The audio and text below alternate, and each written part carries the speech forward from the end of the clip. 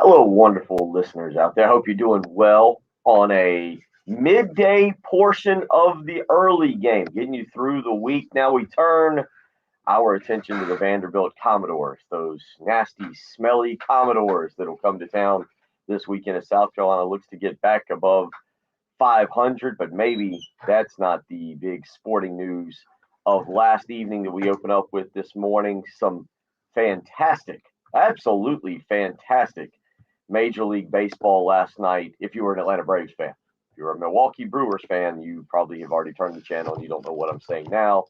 But if you were an Atlanta Braves fan, Patrick, you asked yesterday, you seemed a little taken aback, a little surprised that I get into Major League Baseball or that I was kind of invested in Major League Baseball. But yesterday afternoon and then into last night, whew, the Milwaukee Brewers, the Atlanta Braves, fantastic game.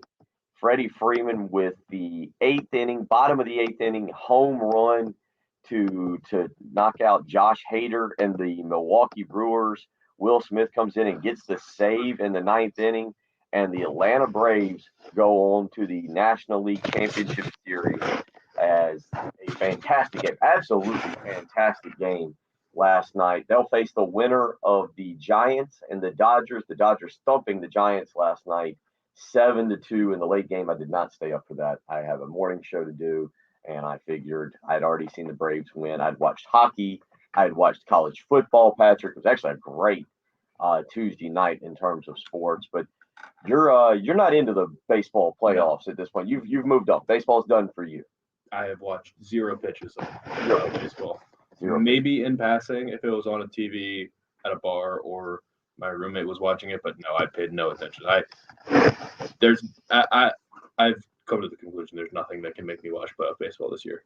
Yes, Nothing about it intrigues me. that is the voice of the Washington Nationals fan, the resident Washington Nationals fan, Patrick Perrette. He has moved on to hockey season. He's still fully invested in both college and NFL football seasons. But yeah, the baseball right now, Major League Baseball, and it was a great game. It was fun to watch, man. Milwaukee and Atlanta last night.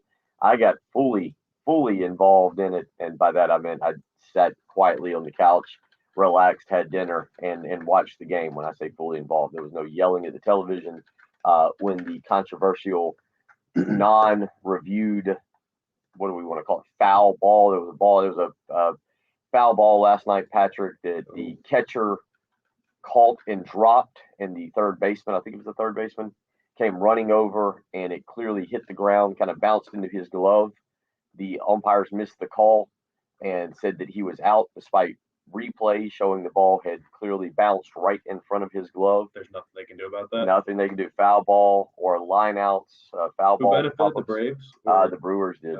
Got an extra out. Got an extra out, and people on Twitter were very upset. So it was one of those nights. But the Braves hold on. They come. Or I shouldn't say they hold on. They come back. They fell down 2-0. They fell down 4-2. They rally, and Freddie Freeman, a eighth inning, bottom of the eighth inning home run off Josh Hader. It was fantastic. So I hope you're doing well out there. Hope you thoroughly enjoyed it. If you're a Braves fan, you want to celebrate a little bit this morning, you're still feeling your oats a little bit, give us a call. You can weigh in. Bill Gunner, Patrick Perrette, Jensen, 803-404-6100. How you can join us this morning if you'd like. The Love Chevy phone lines, the Cool Care Heating and Air text line. You can always track us down via the Twitter machine. He is at _ Patrick Perrette. I'm at Will, one L, because they didn't have the availability of a person with two L's on there, but WIL Gunter, GUNTER. And of course, she is Jensen Moore. So we got plenty to get into today. Again, we will revisit some of those Shane Beamer clips from yesterday. Luke Doty speaking as well. We'll listen maybe to a little bit what he had to say as South Carolina took to the podium. Patrick, we talked about it yesterday. There wasn't anything newsworthy yesterday. There was nothing that we need to lead off and get all fired up about and start yelling and screaming about. It was a positive press conference. Shane Beamer, asking fans, if you're not going to be there this weekend and you have tickets, please give them to other Gamecock fans. Let's make it a packed house. And look, I get it. Part of his job right now is having to kind of be the head person of a circus? Is the ringmaster? Is that right? Is that the ringmaster? Okay. Sounds right. So yeah, I mean that's all part of it. And you've got the ringmaster currently, and he's trying to both operate the special teams, the defense, the offense. He's also trying to kind of keep fans invested and involved. When the last few years, it's been the easiest thing in the world to check out. So, but nothing earth shattering yesterday from Shane Beamer, but it was a positive press conference, and that's exactly what we anticipated. What is he doing about tickets? Like he is making it seem like he's personally coordinating to get people into that game. Yeah, I mean, well, I think he's just He's doing. just saying in It's general, just doing. ask your friend, Yeah, text your friends if you're not going to go to the game. and Find someone to basically, get your tickets basically, to. he's doing what I've seen the athletic department do for a while. Like, hey, try, like, but he's doing it publicly. I don't know of many other coaches that have gone out and done that publicly. Maybe I'm sure there is. It's normally something you would pay attention to. Look, let's be honest. I'll be perfectly blunt. I think we all know this. I don't think I'm telling you anything that you aren't aware of. You expect it to be a light crowd this weekend. Yeah. Hey, the fair gets going today. We'll get into a little bit of fair discussion here shortly. But you expect Vanderbilt's in town. Vanderbilt's stinky, smelly. They're bad at football. You don't anticipate this being some kind of thriller barn burner football game. You're going because, like in my case, I'm going because I have to. Okay, you have to. Did not. I'm actually feeling that way about it. Okay, taking the girlfriend. Yeah. Okay. Well, that's part of it. Look, I've got the kids this weekend. They're going. The 9-year-old Austin, a chance for us to go and create some memories and bond together and watch a little bit of football. And one that I would assume South Carolina, who at last glance is an 18-point favorite, should be able to win the football game. So yeah, you go and you hang out early after, or I guess kind of late afternoon ball game, 4:00. You go and you tailgate. You throw the football around with the kids. You watch a few other games on the television. Maybe you grill out a little bit. And you make it a pretty enjoyable afternoon. But we'll start here. Does it bother you? Does it bother 803-404-6100? Does it bother you that Shane is encouraging people? No. To try and give up tickets? Like no, not that. It's gonna bother people if he complains about the crowd. Well, it's gonna be more of a post game thing. If he says, "Yeah, I was pretty disappointed with the crowd out there. The people that were there were loud, but we just got to get more people at these games." Like, yeah, and I'd be worried about that. It's not what I would want to hear because you want him focused in on right, mostly the offense right now. Clayton White seems to be holding his own with the defense. Beamer and Pete Limbo seem to have the special teams improved.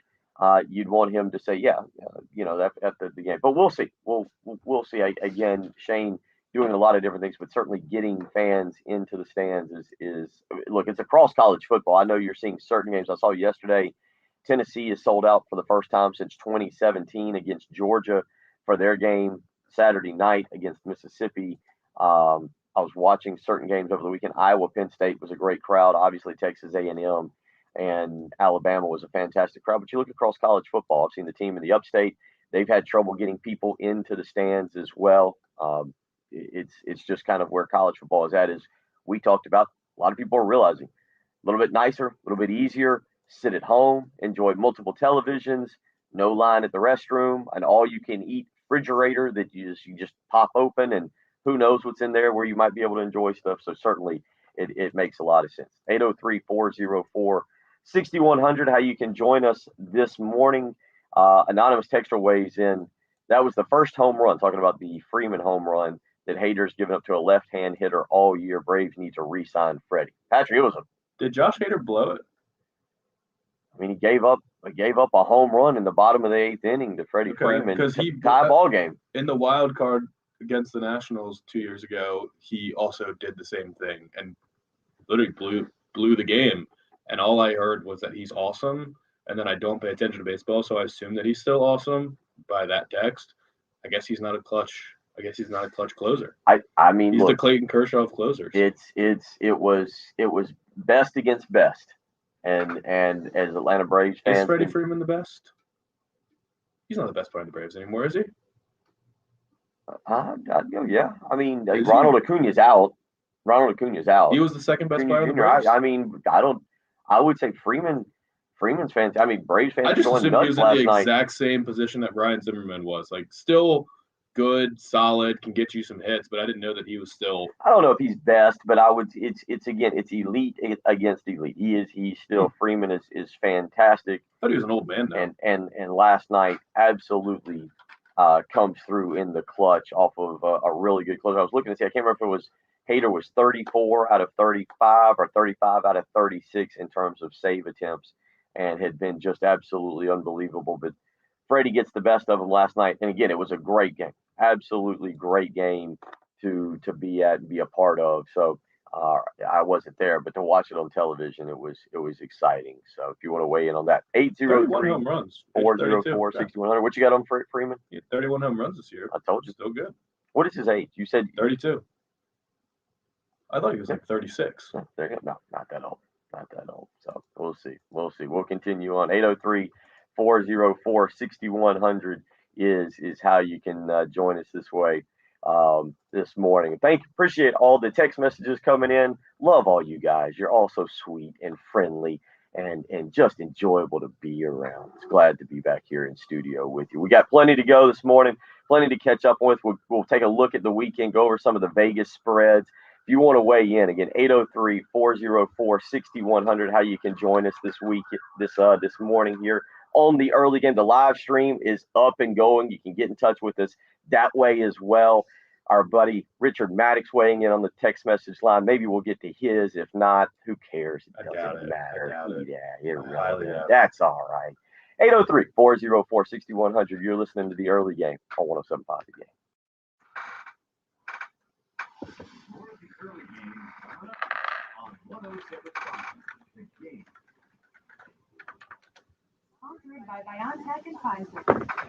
That one I couldn't help. I was going to take a shot at him after he said he just texted in and said I was the one that should have been fired.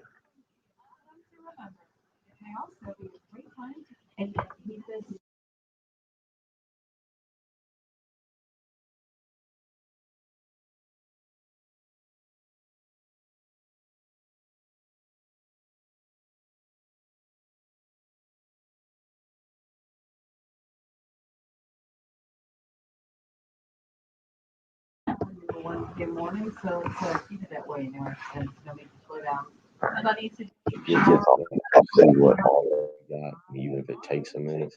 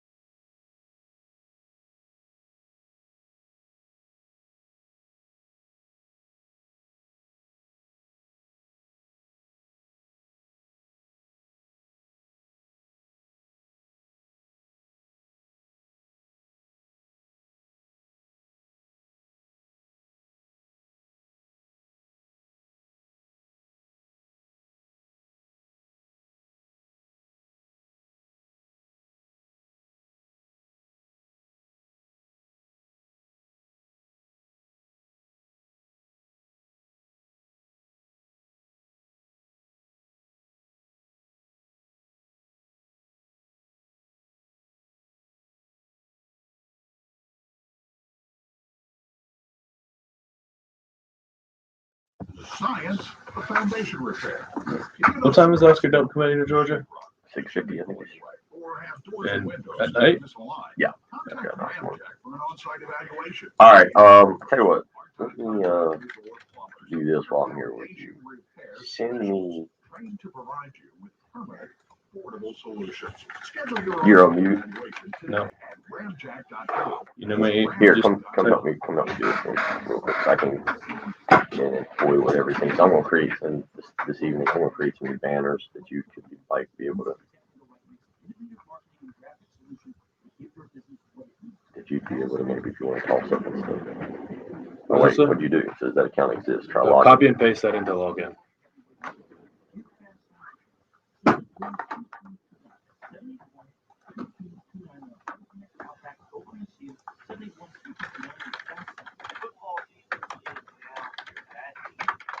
What's the best cut we got coming back here? You don't know? Gotcha. Let me know when you got that code.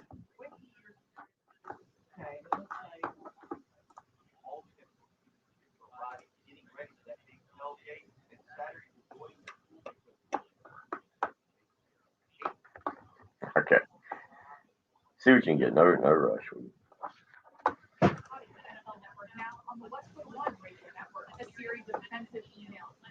All right, 453-691.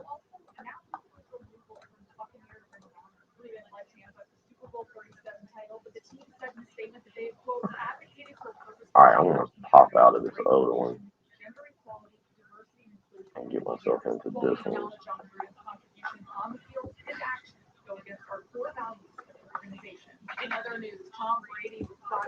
All right, actually, let's see if that works. Let's pop out of this. Progress of the offense. Okay, good, that's worked. Oh,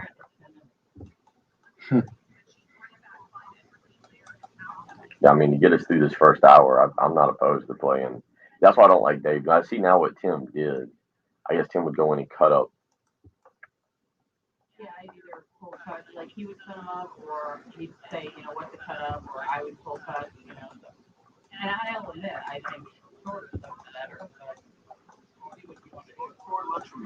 We won't do 10-minute stuff. Like, I'll try and start going through. I know what Tim would do. He would go down and he would mark like how far into it, and I guess send you like how far in it was. Like I said, I'm not opposed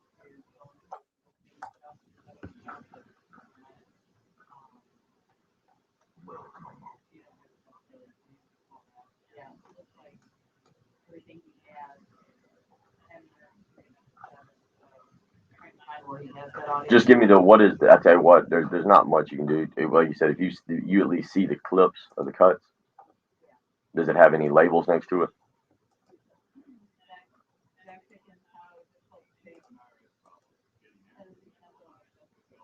Nah, I'm just looking for Beamer stuff.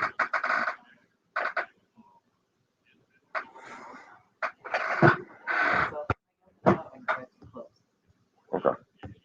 On track and in compliance legally without worry for your future. At the Exum Law Firm, we've handled hundreds of cases for everyday, hardworking people like you right here in the Carolinas. Don't face the IRS alone. Know your legal rights. Call me. Yeah, I got. We're gonna make an effort. We're gonna make an effort to start lining up more guests to get us through the morning. Tim was never he was never a big guest guy, but we can start bringing in more people.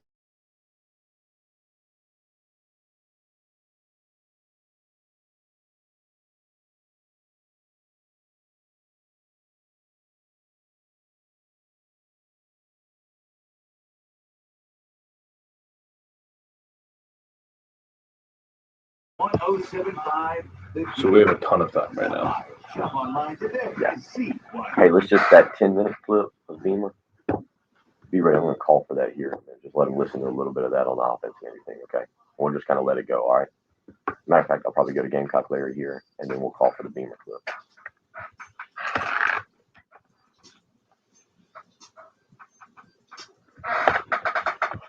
Wednesday morning. Hope you're doing well. Bill Gunner, Patrick Perrette, Jen Jensen getting you through. Shane Beamer speaking yesterday. We'll let you listen to a little bit of that here coming up in just a second. He talked about the offense. And Patrick, a lot can happen. It's college football. Being a Vegas favorite doesn't mean that you're necessarily going to go out and win. Last week, Alabama on the road was an 18-point favorite at Texas A&M. We all saw how that turned out. But this weekend is for South Carolina as an 18-point favorite is about getting the offense to look. I don't know what even word do you want to use? Like, do you just average? Do you want to just use? I think we would take average at this point. Like confident. You'd like for it to look dangerous. Yeah. That's asking a lot, and I think realistically with where they've been through 6 games, that's why I kind of paused on what I was going to use. I was going to use the word confident. and then maybe average. I mean, what you're asking for on the offense this week, I don't think people are asking for a 600-yard performance for two running backs to go over 100 yards. I don't think people are asking for this to be some kind of ridiculous offensive output on Saturday afternoon. But I think 803-404-6100, what are you looking for from the offense? Are you looking for play calling that kind of works its way together, that meshes? Or are you looking for a running game that has zero problems moving through the Vanderbilt defense? Are you looking for a passing game that can hit the downfield passes? I know the easy answer is, well, I'm looking for all of it, Bill. I want everything. I want a running game that runs, a passing game that hits the big plays, and an offensive line that blocks. But is there a particular part of the offense this weekend that you look at and say, yeah, I need to see that? That makes me feel a little bit better going into the tougher portion of the schedule. It does look tougher now after Texas A&M wins. Auburn's been semi-confident. Florida is not a bad football team. Missouri, we'll find out. But the bottom line is there 803-404-6100. You can hit us up, Cool Care Heating and Air text line, or on the Love Chevy phone lines. What are you looking for from the offense this weekend? I'm trying to think what the first kind of baby step would be, because we did say early in the season, like East Carolina game, Detroit game, we said we want to just see this SEC offensive line not have to think and just run over people. That didn't happen, and I don't think that's going to happen. I don't know how Vanderbilt's defensive line matches up to the East Carolina defensive line or the Troy defensive line, but they struggled against both of those lines. So I'm not even going to bank on that. Do we want to see creativity in the play calling now? Are we kind of over that because they got too creative? I mean, we did ask for that, and there were certain examples of it. There was a lot of motion. I always like pre-snap motion. All of the advanced analytics say that there's a very direct correlation of pre-snap motion and overall success. So I would like to continue that, but just without the over aggressiveness in the creativity. Like, don't do it in the goal line when your offense has been flowing. Like, maybe if you can't get anything going for a couple of drives, then you break out a play, but don't do it when you're just marching down the football field. I guess just throw it deep. Just throw it deep because you assume your wide receiver is going to be better than the corners. Maybe, but I also feel like I want to see guys running after the catch. I feel like we haven't seen a ton of yak from this team. Like, guys aren't getting schemed open with ways to just take one to the house. Like that for the first play of that Texas game, where they just throw a little bubble screen and the guy takes it to the house. I was just thinking we never see that from South Carolina. I don't know if it's just these guys. And watching Debo in the NFL, like when Debo had the ball in his hands, he was making something happen every single time. Like, he was always getting yards. He was like a running back when he had the ball. And none of our receivers right now are that. Josh Vann has gotten deep a couple times and made a couple one-on-one plays, but he's not just catching the ball and making guys miss and gaining a ton of yards after the catch. I don't know if they're just not being put into the correct positions to do that, but is it only the running backs and like Jaheim Bell that can run with the football and make guys miss after the catch?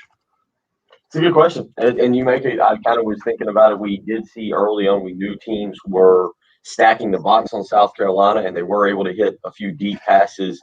Obviously, the East Carolina game hit a couple against Georgia, but you've seen the downfield passing game kind of disappear from Luke Doty. So, I'll put out on Twitter here on a poll question for the remainder of the show. What, if anything, from the South Carolina offense this weekend versus Vanderbilt would give you a little hope moving forward the remainder of the season? That worked in terms of the wording. Are we okay on that wording? Yeah, it's going to be tough to come up with options. Well, do you want to see? So what I've got here is, and I said power running game.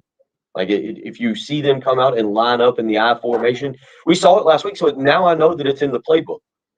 I know that the I formation is something that they can line up either with Jaheim Bell or with Trey Jones as a fullback. I know that they can line up and do it, and it had some success last week before they went away with it.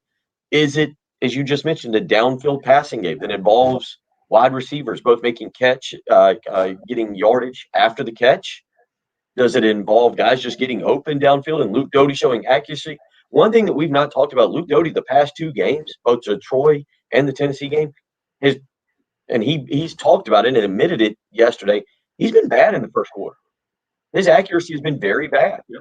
And that's part of it. He's a young quarterback. He we can talk about improvement. He's got to continue to show that improvement. I can believe in him and say, hey, the guy's got a chance to be an SEC level quarterback, but you do have to see the improvement at some point.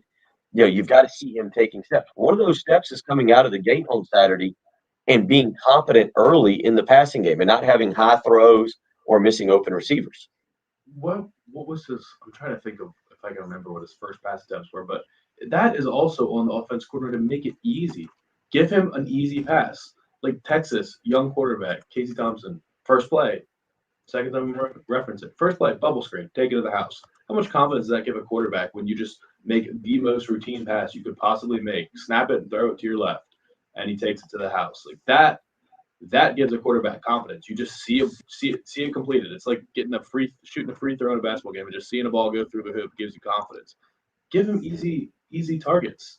Like that's what some of these spread offenses, like the Oklahomas and some of these offenses can do is they're able to space the defense out, give the guy the ball with space, and he just can run. He can just make somebody miss. And it helps, like Tennessee was doing that, but it helped that South Carolina was 10 yards back on all of the receivers every single time. But Hendon Hooker's just dishing it right away, and the receiver has 10 yards to try and make somebody miss. I don't understand why we're not seeing that. There's shots down the sideline, sure, but we're relying on Jalen Brooks to make a crazy one-handed catch or Josh Vann to continuously jump over people and make a contested catch down the sideline. That's just not a highly efficient play at all. 803-404-6100 if you want to weigh in. We'll do this live. We'll do it live. Here you go. Here's your poll question. Patrick, tell me if I'm wrong on any of this. What, if anything, from the South Carolina offense this weekend versus Vanderbilt would give you a little hope moving forward the remainder of the season? I got power running game, downfield passing game, competent play calling. It's Vandy, nothing. Good? That's good with me. Good. Jen, you listen? Yep. All right. I got approval. Known as the English major of the program, that will work. So we can I'll put that out. You can go to @Will, WIL Gunter, GUNTER, to weigh in on that. 803-404-6100. Let's get out to the phone lines. Bo is up first. Bo, what would you like to see from the South Carolina offense this weekend that just gives you a little hope moving forward?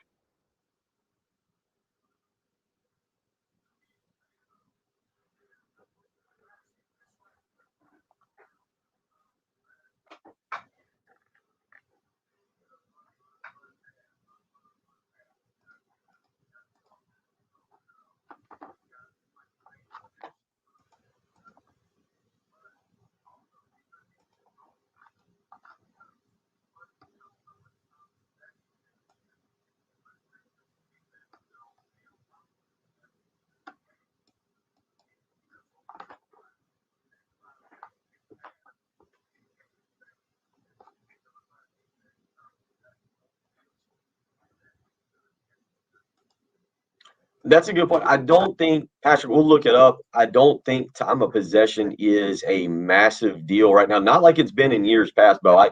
I agree with you. In years past, it's Will Muschamp's team. It seemed like was losing time of possession each and every week. I'll check into that and see what exactly the breakdown is for South Carolina versus the opponent in terms of time of possession. Last week, I think it ended up being maybe a little bit closer at the end, but early on, South Carolina had the ball the majority of the first half. Tennessee was scoring so quickly that it wasn't like the defense was necessarily on the field a whole lot. I thought South Carolina had 33 minutes of possession. I know they won the time of possession battle against Tennessee, but you have to take it week by week. If you're playing an offense that is what they want to do, their whole calling card is we're getting to the line in 5 seconds and snapping the ball. You can't expect you're always going to win the time of possession battle because that's just what it was. I think it was 3 or 4 straight drives, Tennessee scored touchdowns after the first one. The first one was 4.5 minutes or something along those lines. And after that, it was minute 10 touchdown, minute 30 touchdown, minute 20 touchdown. Like that's just what it was. It was all touchdown drives under 2 minutes. So if you're having explosive plays or you're snapping it that quickly, you can't concern yourself with time of possession. South Carolina has held the ball for an average of 29 minutes and 5 seconds. So losing time of possession by about a minute at this point. But yeah, and again, some of that, it's better than it's been in years past. But the bottom line there is just kind of what you've got going on is the offense is controlled. Part of that, I mean, and this is to Bo's point, they're not picking up first downs. They're not moving. They've struggled on third down conversions. Go back to that Kentucky game. They had multiple opportunities in third and fourth and short to pick up the yardage necessary to continue the drive, and simply were not able to do it. Thank you for the phone call, Bo. 803-404-6100 is how you can do it. Scott weighs in this morning. We ran more plays than Tennessee and had the higher time of possession. Yeah, the thing about the Tennessee game is just how bad the start was. There was no doubt about that. The start of the game was so bad for South Carolina, both just in how they came out. Obviously, the drive down the field when it was 14-0, but also Tennessee went right back down the field after that very quickly. And then Luke Doty had the turnover, Patrick, that kind of was the nail in the coffin instead of Tennessee for the short yardage situation. Turnovers will be big again on Saturday. But the bottom line is what we're looking for this morning, what I want to hear from South Carolina fans is there anything? And you can go to my Twitter account at Will, W-I-L Gunner, G-U-N-T-E-R, and you can look at it. Brian weighs in on Twitter to sustain drives on offense, less 3 and outs, use up the game clock to give the defense some rest. So Brian kind of there with Bo on that. How about don't go 3 and out on your first drive? That should not be difficult to do. And South Carolina's done it against Tennessee, punt, touchdown, and then against Kentucky, it was Kentucky scores touchdown, South Carolina punts. Like, that's just demoralizing. If you're going to script something, script your best plays. You should be able to get 10 yards when it's the very beginning of the game. You have all the time to set it up. Troy was the first FBS opponent, South Carolina, or the second. South Carolina did not go 3 and out on their opening drive against Georgia. They hit the long pass play down to Josh Vann. Troy, South Carolina was able to go down and kick a field goal. But other than that, South Carolina's gone 3 and out on the remainder of their drives in the other 6 games to start the season. And I agree with you. You've got to be able to move. 803-404-6100. We'll let you listen to a little bit of Shane Beamer this morning. And Gamecock Larry has a pad, as he always does, a notebook, and apparently he's drawn up a way to get to 6 wins. I would say it's win 3 more games. I think he's going to get a little bit more in depth with that. We'll get to that and more. You're listening to the early game on 107.5, The Game.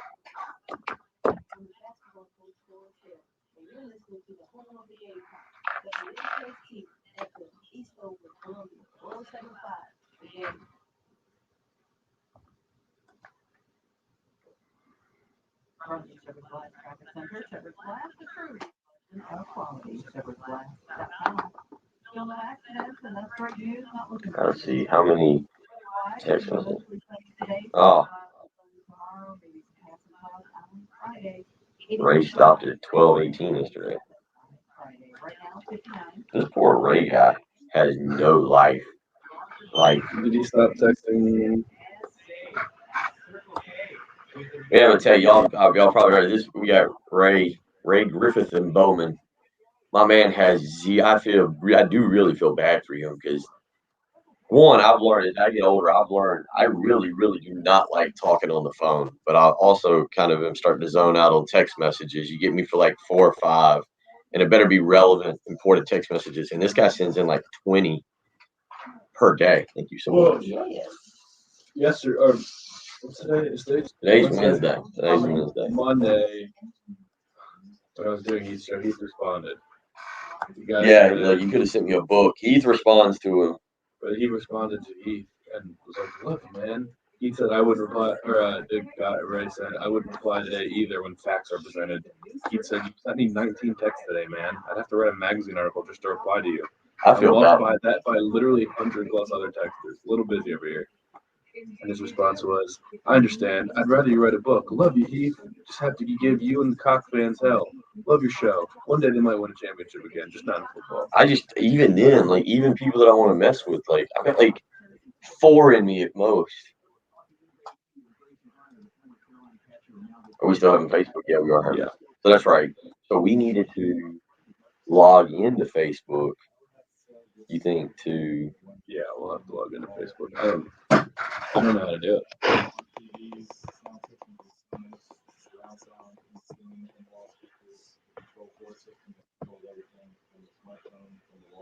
We're working on it. Yes. Yeah, Troy. I mean, like, trust me, man. I'm all for interaction and engagement, and it is funny, like how a while back there were some callers who wanted to like go at me, and then I didn't mind giving out my cell phone and having actual interaction with people.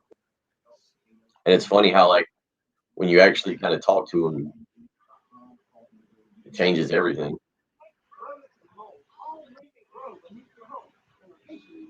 All right, rolling along. Let's see here.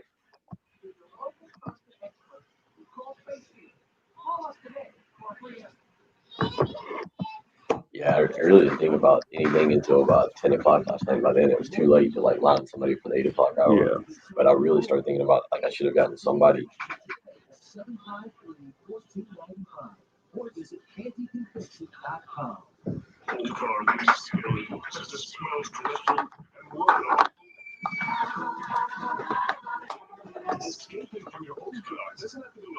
I think it's more. I think it's more than 20 a day too, Troy. That's your one. Monday was. Oh, did you email Jen the link for the? Yeah, she's. Okay, all right, she's busy. You're not serious? Oh, is she not? I actually didn't. Oh, I see her. Yep, I see her.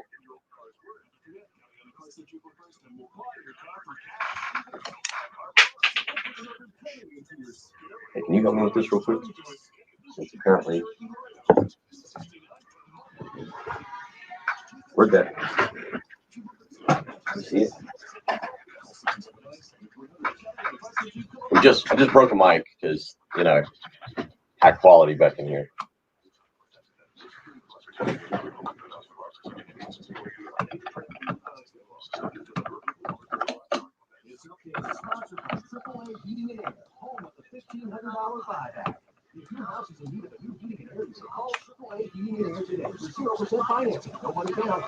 There we go. Okay.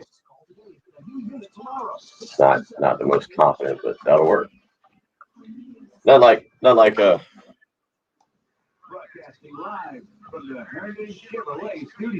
was actually 50 on the dot on Monday. Text from Ryan Bowman. 50? 50? Yeah. He sent 22 to Heath. Oh, he sent 22 to Heath, Yeah. not the 50. I don't send 50 text messages in like a week, unless it's.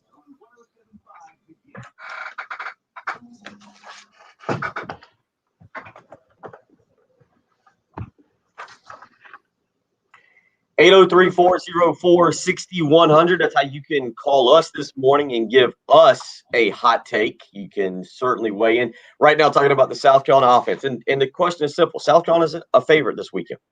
They're an 18.5 point favorite, depending on where you look, which sports book you use, or which app you've got, depending on that. Over-under is at 50 to 51, again, depending on where you look, what sports book you got.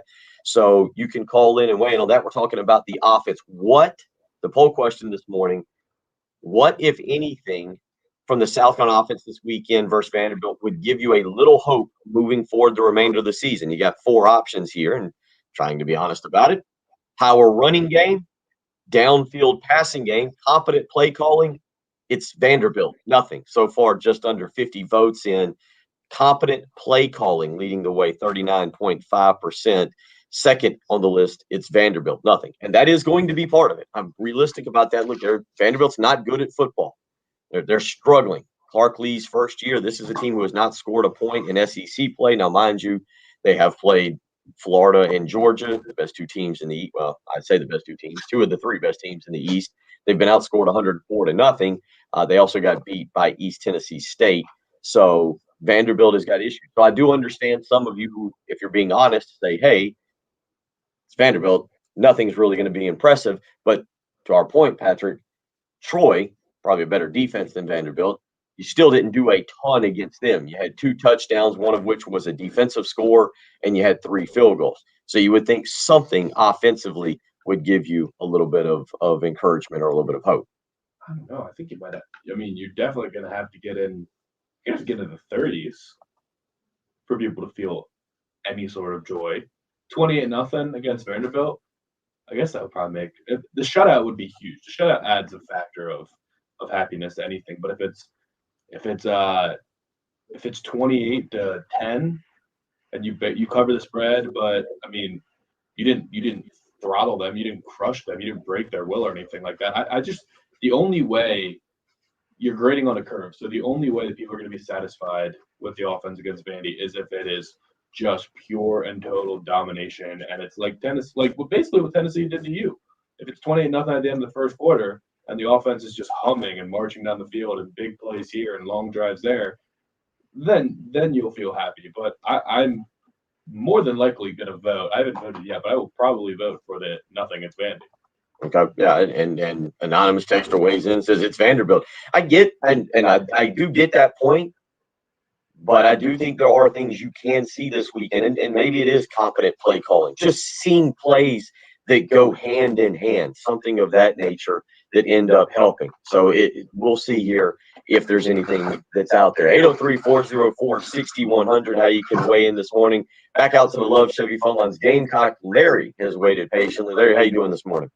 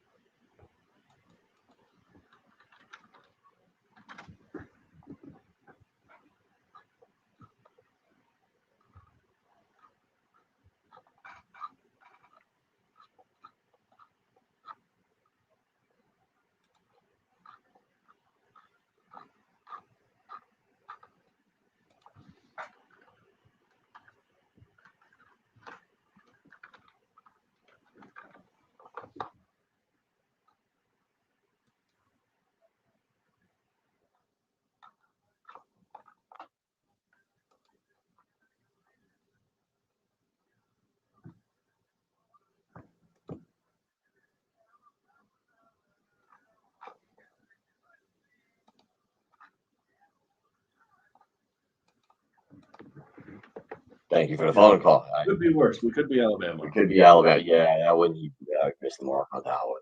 I think.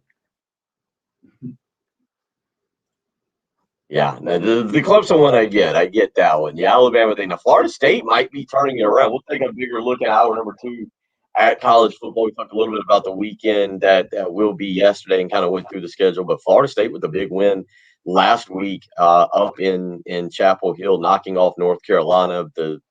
That situation with North Carolina, Sam Howell was supposed to be a Heisman contender. North Carolina was supposed to challenge for supremacy there in the ACC. They've not been very good this year. Started with that loss to Virginia Tech, the loss on the road at Georgia Tech. Then last week it get beaten up a little bit by Florida State there in Chapel Hill. But look, South Carolina.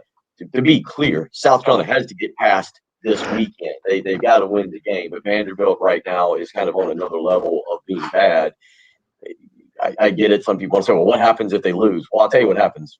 Patrick and I and Jen have to come back in here on Monday and do a radio show. The sun comes up. You probably just a bunch of you quit watching football. Like that's probably just what happens. It's like no point in kind of bringing that one up. South Carolina's got to play better. South Carolina's got to play better. They offensively, and that's why we've got the poll question out this morning. What, if anything, from the South Carolina offense this weekend versus Vanderbilt would give you a little hope moving forward the remainder of the season? Trey weighs in. We are talking like Vanderbilt is going to be a cakewalk. They can run. We have trouble stopping the run. They have good rush-ins. We have trouble with edge rushers. We always look over opponents and then end up upset.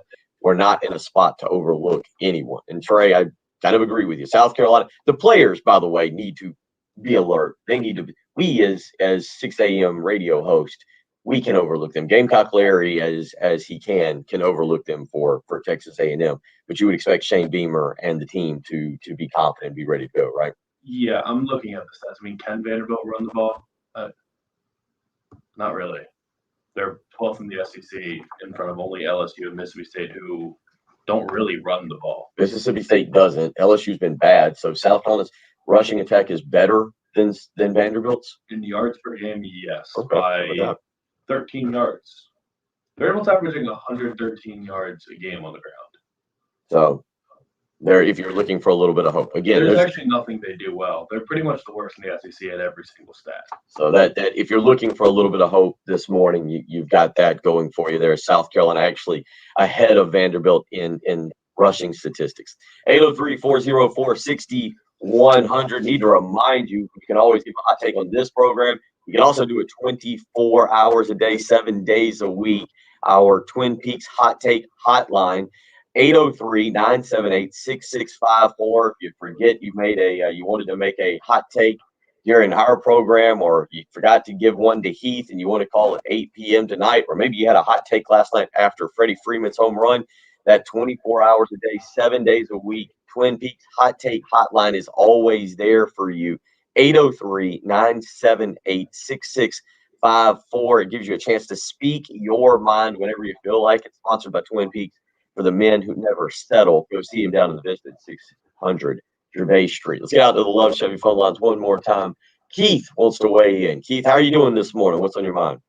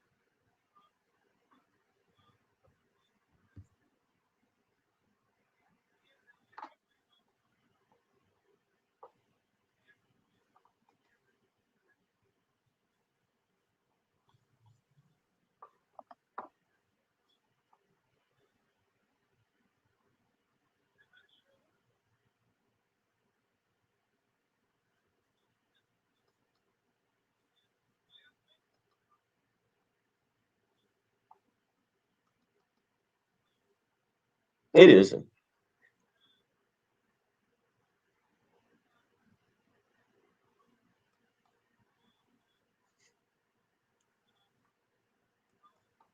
You too, Keith. We're Patrick, a little bit of Wednesday morning therapy. We just keep the therapy going through the rest of the week. I'm looking at I've been filtering through all of the SEC total stats for offense and defense and just seeing all the rankings and everything. Georgia, you know how many points a game Georgia's allowing right now? I'm serious. I want to say it was 4.4 going into last weekend. Now it's 5.5. It's 5.5. Georgia in total yards allowed is over 100 yards better than every team in the conference. They give up 201 yards a game. Alabama gives up 304. And then points per game, they give up 5.5. The next best in the conference is 16.5. So literally a third, triple what Georgia. Yeah. Their defense is outrageous. Feeling good about your national championship pick? Yeah, I'm feeling great about it. Feeling good. That's what we do as we wrap up our number one. We'll continue to get to your text messages, your phone calls if you want to weigh in. 803-404-6100. We'll continue talking about the offense. Listen to a little bit of Shane Beamer. You're listening to the early game on 107.5 The Game.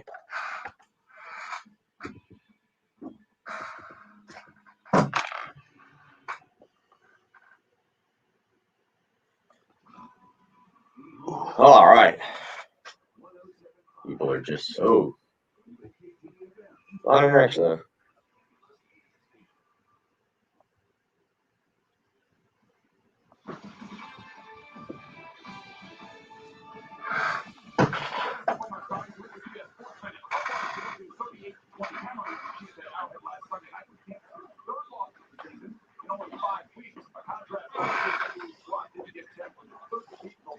There's smudges on my new backpack. Oh no.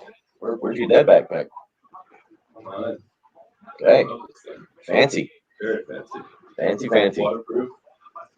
If you want to do research, this is 7:45 today. Yeah. We did a 3 breaks, so this is the doctor's name. Plymouth. Wow. Yeah, he's gonna be calling it about 7:40, so we need to What's he specializing in? Sure, you could do your due diligence on that. I had the meeting yesterday with the guy. So this guy, Dr. Mickey Plymall, orthopedic surgeon, team physician for South Carolina State, several local high schools, played baseball at Marshall, loves hockey, and plays locally in leagues, trained with Dr. James Andrews. Wants to talk a little bit about Clayton Kershaw's forearm injury. Why would this be a season-ending surgery?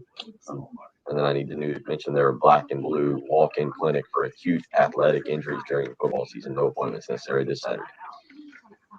There you go. So you just really need to remind me. He's going to call about 12:40, so we need to be out by 12:40 because he. 7:40? Yes, I'm sorry, 12:40. Yeah. No, I won't be here at that point. Yeah. Yeah, so I figured since we do have the 3 breaks this hour, as long as we're on time, get out at 7:40, so we talked about 7:45. Yeah, because they know 7:45 to 7:54. So Yep, that'll work. Channel away water, snow, and ice so you can see clearly and drive confidently. Upgrade to nothing water plays available on Amazon Prime. Shepherd Glass gives you the working home safely every Monday through Friday with Shepherd Glass Traffic Center. 175 provides the sports talk you want. Shepherd Glass Traffic Center. I'm trying to see when the Capitals play the Hurricanes. Oh man. Day after the Clemson game. That's not gonna work. that's when the Capitals play the Hurricanes. Yeah, in where I live. Really?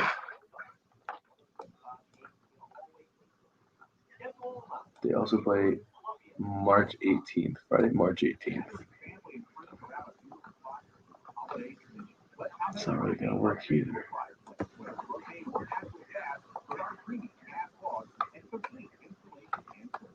Yeah, RL. Yeah, Vanderbilt's not very good. Troy, let's see. What did Trey say? Yeah. What did Trey say?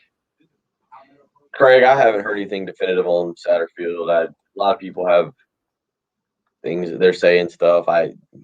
What could or could not be true, it's hard to say. I don't know. I don't know. I hate to speculate on that kind of stuff.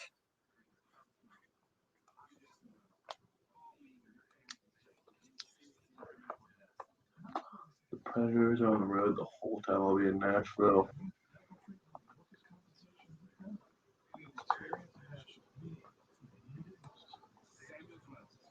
By the way, good morning, DC, LeVar, Carlton.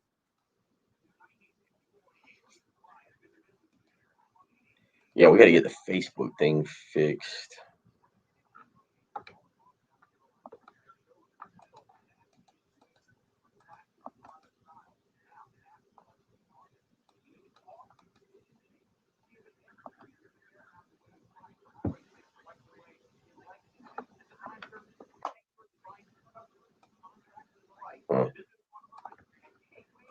Who did we play October 23rd last year?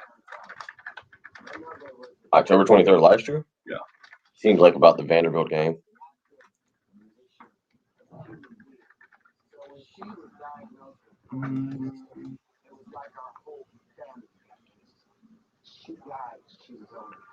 All right, we're doing a little bit of this. LSU.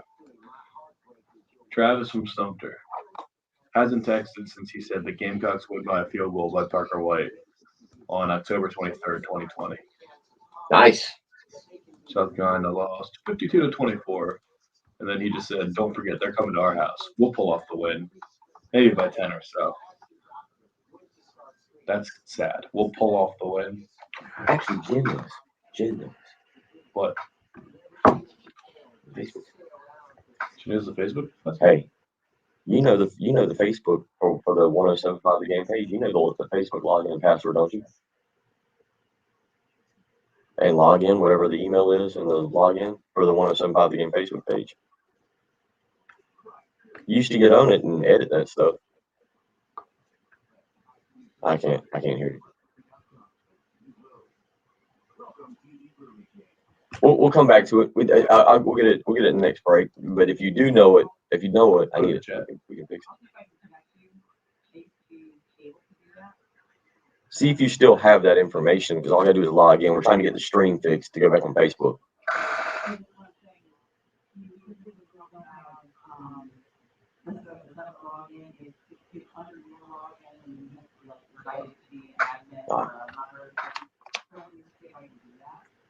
Being connected to your private Facebook. Back at it on a, what day is it? Wednesday. Wednesday's a long week. Yeah. Jen, how are we doing over there? I see hands raised. If you join us on the live stream, you can see all kinds of stuff going on here in studio. We're trying to get some stuff fixed as well on the live stream to get the Facebook. If you normally join us via the live stream via Facebook, we're trying to get that fixed and up and running, as obviously we have switched back to the studio here. We hope you're doing well on a Wednesday morning as we're getting acquainted once again with the lovely studios here on Gervais Street, 1075 The Game studios, and talking a little bit of South Carolina football. The offense certainly right now the focal point of the conversation, because Patrick Keith in the last segment was talking about the defense. And look, we knew going in the defense could struggle this year. You knew that was possible. We knew what the secondary was. We knew there was a lack of talent and depth at the linebacker position. The defensive line had some highly thought of recruits, but they were going to need to live up to it. The defense is probably even against better competition, such as Georgia and Tennessee, has been exposed a little bit. But that was probably to be expected. You probably knew that was going to happen. They held their own. The defense gave South Carolina a chance to beat Kentucky. So you've got to give them that. That was not their fault for a 16-10 loss to the Wildcats. The defense, for better or for worse, whatever you want to say regarding the East Carolina game, it was the defense that again gave South Carolina the opportunity to win that game, in which they ended up doing. And again, against Troy, it's a pick six there right before halftime to give South Carolina a little bit of breathing room, and the defense that stepped up and made plays. So the defense has been okay, I think, compared to what we thought or what we expected from them this season. They're exactly middle of the pack. They're 7th in the SEC in total yards per game allowed, and they are 8th in points per game allowed. They're actually tied with Alabama for 7th. So, and again, this is what they are. This Vanderbilt team this coming weekend is not going to really challenge that defense. When you talk about a defense that has held their own against inferior opponents, they should be able to do that this coming Saturday against Vanderbilt. So the question, I think, centers back around the offense, and that's why we've got the poll question out. If you want to weigh in, you can go to my Twitter handle @Will WIL Gunter GUNTER is how you can do that. It's a simple poll question because the offense does need to improve for the back half of the season. No one's questioning that. My poll question: what, if anything, from the South Carolina offense this weekend versus Vanderbilt would give you a little bit of hope moving forward for the remainder of the season? I know a lot of you have already checked out. We're almost to 100 votes here. Right now, 33% of the vote just saying competent play calling. And Patrick, I think that comes on the heels of what happened on the drive last week. The Gamecocks do march down the field. Actually looked like a good drive. We saw I formation. We saw a Luke Doty scramble. We saw things that probably give you hope. And then at the 2-yard line or 1-yard line, the Kerryon Joyner comes in the Wildcat situation. He gets stopped. And on the next play, you get the Jordan Birch halfback pass play, which obviously is intercepted and ends that scoring drive. So competent play calling, certainly something real quick. 24% saying power running game, 29, almost 30%, 29.9% saying it's Vanderbilt, nothing. So some 30%, whether it's Clemson fans or just people who are just can't be satisfied, genuinely not happy with anything right now, just basically saying, hey, it's Vanderbilt. They're really bad. There's nothing that's going to impress, nothing that's going to or make me feel a little bit better moving forward. All right, so confident play calling Is there any? Do you think there's any logic to that? Marcus Satterfield could be a good football coach. He could know like how to scheme up offense and draw up the right plays, but his feel as a play caller has just not been good or isn't good. Like, isn't that what the deal with Spurrier was? Like, he just knew exactly when was the time and when you take your shots and how to kind of manipulate what's going on at that time. Do you kind of feel like Satterfield has just not? It's just kind of inexplicable when they break out certain things. Yeah, it's interesting, and you weren't here for the Steve Spurrier era where you could watch the play calling, and it was very simple as to what Spurrier wanted to do. And Spurrier, though, how he made his reputation on the downfield passing game, the play action passing game. Well, and, I mean, Josh Heupel's clearly a very good play caller because when they hit that deep shot, it was pretty interesting to hear. I can't even remember who was calling the game. But they're like, this is what they've been doing to set it up. You know, short pass, short pass, short pass. Now here, he's figured out this is the time where they're sunk in, they're ready to stop the short pass. This is where we gouge them deep. Yeah, and I think there is something, it's easy for us to say with all my years of college football experience on the PlayStation that, oh, yeah, we just run that play and it'll work. But there is a level, I think, of competence to play calling that all of us kind of understand. And it's sticking, in my opinion, with what is working and taking advantage of the talent you have. I mean, the problem for me, 803-404-6100 if you disagree, the problem for me is it doesn't feel like South Carolina is following one game plan.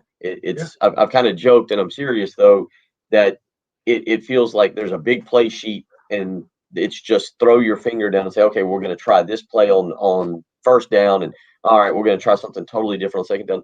There's not a connection. And I think South Carolina fans, probably more than most right now, you look at the last three offensive coordinators and you look at the guy before it who was so good at it, but the last three in Kurt Roper, Brian McClendon, and now Marcus Satterfield, and you can see the differences. And I think South Carolina fans, as good as anybody, can see what makes a competent play caller, what makes a good play caller. Brian McClendon, by the way, his first year, that Gamecock offense was humming along. Yep.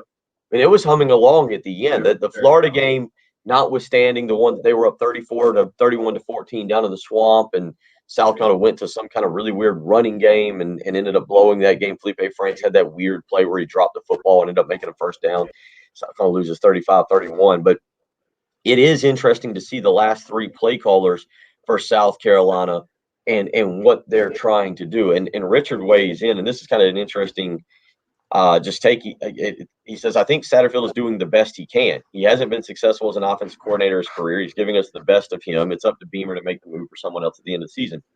Statistically speaking, different levels, Marcus Satterfield was successful at Tennessee Tech. And the only reason I bring that up, Richard, or anybody else you say, oh, it's Tennessee Tech, is Mike Gundy at Oklahoma State has made a living out of going and finding guys who are creative and innovative at lower levels and bringing them to Oklahoma State. Phil Longo Longo originally came from Sam Houston State, and I'm trying to think. I think he ended up with Gundy before going over to Mississippi, and is now at North Carolina. You can kind of go down the list. Chad Morris was innovative in high school, and then obviously on to Tulsa before ending up at Clemson. There are guys that have come up through the ranks and are that guy. And yeah, I think that Marcus Satterfield's giving it all he's got. I don't think that Marcus Satterfield's hanging out 5 days a week on the practice field, just cutting up and then goes into the Saturday game with no idea of what he wants to do. But it is a matter of feel when you're in the game. And it's also, look, it's a matter of seeing things as they happen. You have to process that. That's kind of what separates the great players from the good players, right? Is being able to process stuff in games and seeing it and making the instant change. That to me was Steve Spurrier. Steve Spurrier could see something and within a split second, he's made the change. He knows the thing to go to, not 4 or 5 plays later when you've already maybe missed your opportunity. I have no doubt that Marcus Satterfield can sit down and talk ball and is very smart, knows the game very, very well. Or watch film and say, here's a play that's going to work against this. If they show us this, here's how we can beat it. But that is the thing. The feel is just, you see it sometimes with with just brilliant offenses where it's like, hey, we're gonna run. This is the time to finally pull it and throw the play action pass, or hit him, gouge him with short pass. Now we take him over the top, or this, that, the other, and then all right, here, we can draw this up right now, and this is going to work. Well, first of all, he's in the booth. I don't know how much he can really change on the fly. I really think he might just be out there just calling plays. Like that's obviously what he's doing, but in the simplest form, he's really not feeling it out and saying, this is our time. We're going to build them up with this. They're playing us this way. So, we hand off here, and then the tight end's going to be open or something's going to happen. And just, I really don't feel like there's any continuity. It's just, I like this play. Let's run this play. This is a fun play. This was working in practice against whatever. Let's just run this play. There's no rhyme or reason to it. And then that's what has to change. And I think that's where confident play calling comes in. 803-404-6100, how you can weigh in this morning. To my last point, the last three offense coordinators, I'm kind of interested to hear this take. Let's get out to the Love Chevy phone lines. Ray is up, wants to weigh in on the last three offensive coordinators. Ray, good morning. What you think? What is your take on that?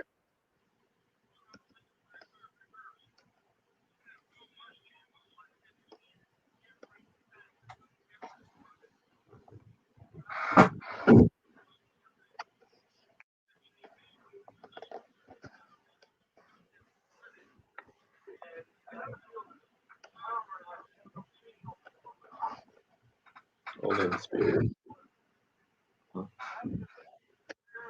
All over there.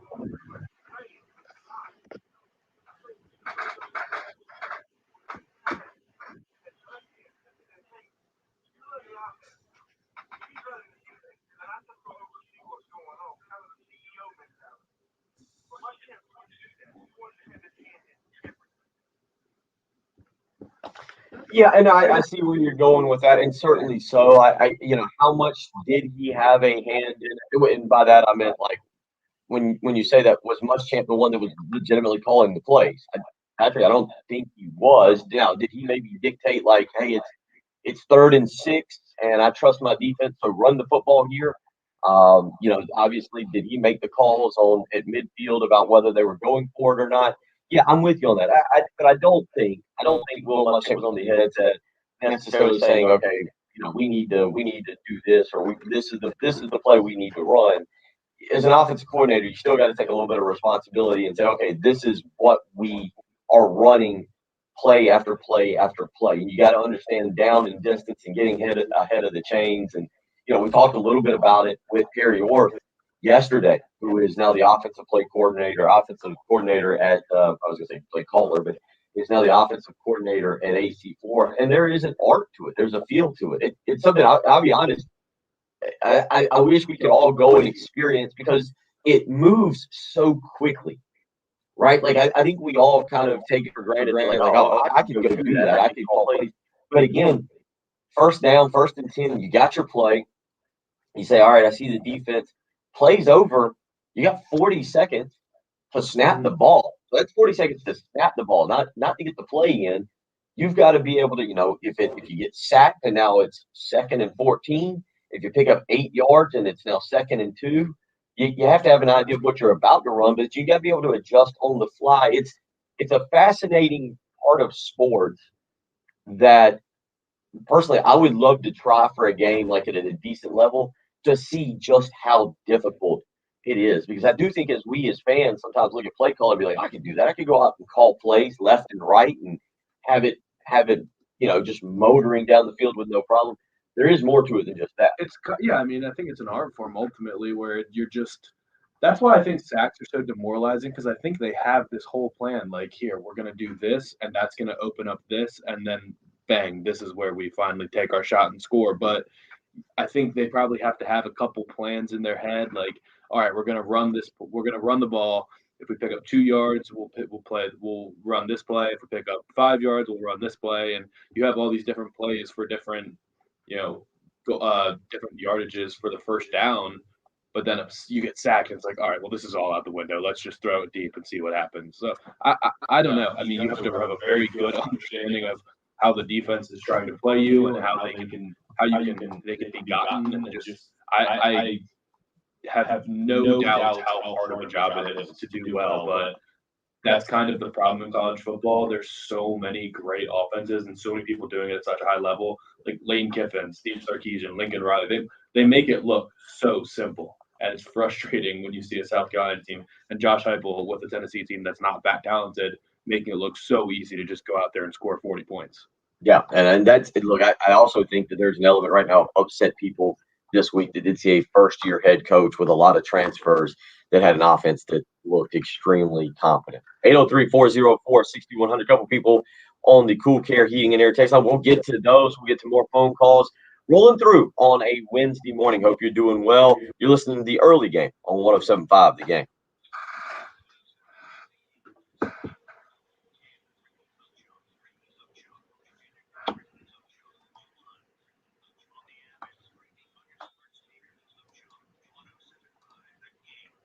Busy morning, a lot going on. One of the things that you don't need to worry about is having a competent vehicle to get you to work or to get the kids to school. If you're in the market for one, now's the time to get out to Love Chevrolet, I-26 in Harbison, between Lowe's and Frankie's Fun Park. Of course, they've got the $1,000 low price guarantee. You know you're guaranteed to get the best deal when you go visit them. And of course, they've got the greatest selection, the largest selection of vehicles anywhere here in the Midlands, whether it's a certified pre-owned vehicle or a brand new Love Chevrolet vehicle. You know all that stuff. But do you know how great the sales staff is? Do you know how much they're going to help you make the right selection for your day in, day out life? They're going to give you all the information. Technology, we know it. It's changing in cars on a daily basis. And there are certain things that are going on with certain vehicles that help make your life easier, such as Bluetooth systems. Maybe it's sound systems, maybe it's GPS navigational systems. There's all kind of things going on. And that's why when I need a vehicle, when I'm in the market for a new one, I go visit Love Chevrolet because of the knowledgeable sales staff, the friendly sales staff that from the second I come onto the lot to the second I drive off, they're going to make sure every question is answered, every need is met. Go visit Love Chevrolet for yourself and find out what I'm talking about. I-26 in Harbison between Lowe's and Frankie's Fun Park. Also, you can visit them on the web, lovechevy.com. They make sure you're comfortable with your purchase. Making a purchase of a new or certified pre-owned vehicle is a big deal in your life. You don't want to mess that up. And the folks at Love Chevrolet, they're going to treat you well. They're going to make you comfortable. They're going to answer every question that you have. So go visit Love Chevrolet. I-26 in Harbison between Lowe's and Frankie's Fun Park, or on the web, lovechevy.com. Get out to Love Chevrolet and find new roads.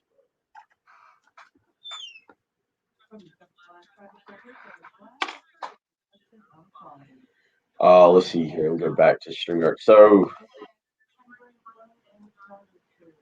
yeah, RL Gym. So there's equipment that we don't have that I thought I have. So I have this cord, and I still think that this might work in some way, shape, or form.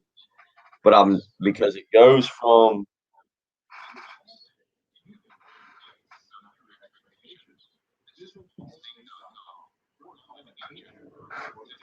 I don't know where like an input device would be. Well, plug it back in. And I would think that it would be because you can change right here the cam and mic settings, but I would think that something else would have to.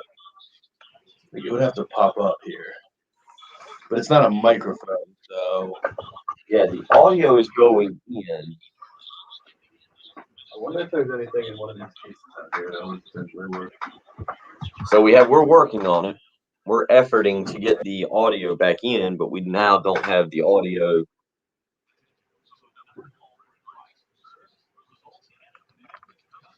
So see, that's going into my computer.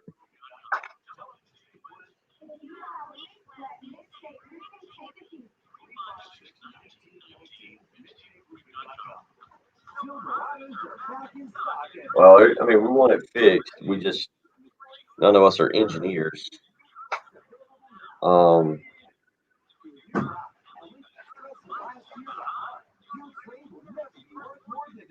And I haven't had time to sit here.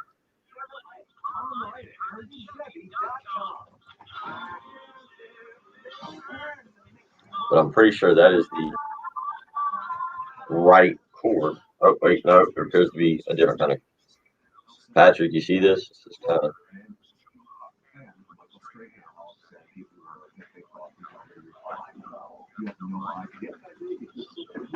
So it looks like we may have to. It looks like we would need something like that, a line output.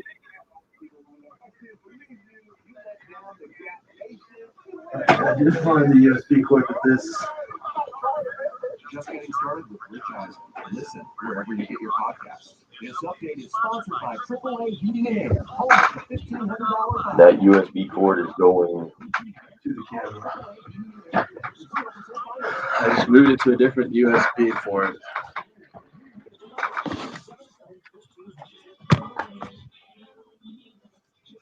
I have to call people.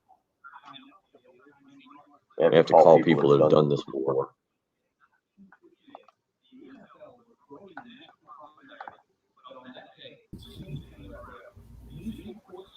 There we are. But it's still.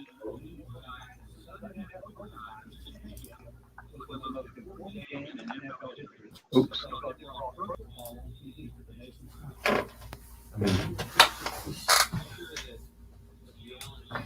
You see this, Bill? What? Can you guys hear us with this? Like, are we too far from? Oh wow, that's an improvement. But I don't know if they can pick up our volume from that far away. I mean, I'm sure they can hear me. Can you hear Bill?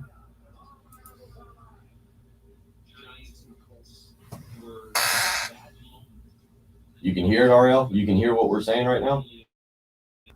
Like, it's green again. Morning, Hope. Green again. This is gonna be Talking, anything loud and clear. Trey says he hears us loud and clear. It's just a green screen. How about now? Can you hear us now? Morning, Tom. We can hear you, Jim. You can still hear us. Everybody can hear us because I just cut off some mics. What you got for me? Someone's got some fire. Giving it to you, but apparently I could not.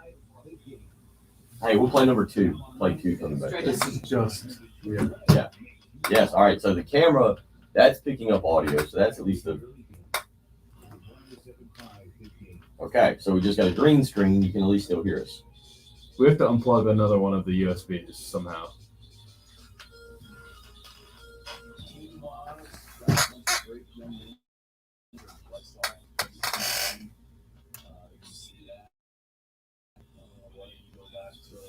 East Carolina overcoming adversity, fought at Georgia throughout the game. Kentucky battled lack of effort and lack of physicality aren't concerns with this team. So I'm starting to learn that about our guys, how much they fight, how much they really enjoy being around each other and come to work each day, which I appreciate. Shane Beamer yesterday at his weekly press conference, and again, it was going to be positive. We knew that. That's Shane Beamer's style, and that's the way he needs to continue to present this program publicly. What's happening behind closed doors is that's on them, and they've got to get it better. They've got to get it fixed. Nobody doubts that. I still sense, as I look at the text messages, there's a big divide, Patrick, on the fan base as to is it a massive talent issue, to which some people are saying, yeah, the talent here is not very good. And while I think there are certain players that are reliable, Josh Vann has stepped up this year. Kevin Harris has shown us that he can be a very good running back. Marshawn Lloyd certainly seems to have the potential. Juju McDowell is a guy that's made some things happen. I do agree that they're lacking talent. But how much does that influenced or affected the play calling of Marcus Satterfield? Well, you can acknowledge that they're lacking. At the same time, acknowledge that the talent is not being maximized right now. Like that is the thing. Tennessee is not going to win the national championship. They're not going to win the SEC East, most likely. They will probably not win on Saturday. I mean, but what you can see is that their offensive coach, their head coach, I guess not their offensive coordinator, but their head coach right now is making that offense more than what their talent should be. Like that's just not what South Carolina is doing right now. Maybe the offensive line is just so bad that nobody could put forth a competent game plan or play the case. But we've seen teams with bad offensive lines be successful with quick plays or something along those lines. And we've seen this offensive line be relatively successful at times, not this year, but last year. Maybe it's just because Eric Wolford had gone more along the lines of getting athletic linemen who can get outside and pull and lead the charge instead of just being bulldozers on the line of scrimmage. Like maybe that's what it is. I don't know. But that is the offensive coordinator's job to figure that out, or the head coach's job to figure that out and find the best ways to utilize them. So yes, I think it's both. I think you're upset at the lack of talent that needs to change in the recruiting process, but also the coaching staff right now is not getting the most out of the talent that is there, because there are good players on South Carolina and good football players. Yeah, to me, it comes back to just the simple play calling, and maybe it's Marcus Satterfield learning. Satterfield has been an offensive coordinator before. I saw a couple of people kind of asking that question. He was his own offensive coordinator as head coach at Tech. He was the offensive coordinator for Matt Rule at Temple before going to Baylor. He then became the tight ends and the tight ends in the I can't remember. I think he was just the tight ends coach at Baylor, but at Temple he was the offensive coordinator in 2013, 2014, and 2015 there. So he has done that before. Again, Temple, take it for what it's worth. I'm not trying to sell you that Temple is an SEC program or that means he's going to be ultra successful. But yeah, there is 3 years on the resume as an actual offensive coordinator. And I think that's part of all we're doing here is discussing the offense and what it can do to get better. I think most people would be very pleased with this team, Patrick, if they were just closer to mid-60s. I'm not even saying middle of the pack offensively when you talk about statistics, but just closer. If you 30 points or 35 points on Troy, if you'd have seen a 2-touchdown victory over East Carolina, a lot of people could live with some of the other things that's going on because, yeah, there are talent issues. There's no questions about that. And when you talk about the offensive line, there's a lot of returners. I don't know, Sedarius Hutchinson, you take him off. He's a guy who is with the Tampa Bay organization now. He's injured. He's out for the year. It's hard to say that one guy meant everything to the offensive line last year. I think there was more to why South Carolina's offensive line worked last year, both because the games that Kevin Harris had a lot of success in and the fullback, the games that he had success in, those were pretty bad running defenses. Mississippi and Florida come to mind. Vanderbilt's another one where he had 171 yards, but also I think having the fullback, and we saw last week, the fullback did open things. The offensive line did, for a series or two, do some really good things. We'll see again if they're able to continue or lump together the things that have worked so far this season. 803-404-6100. Back out to the Love Chevy phone lines. Hank is up, wanting to weigh in on the South Carolina offense. What's on your mind?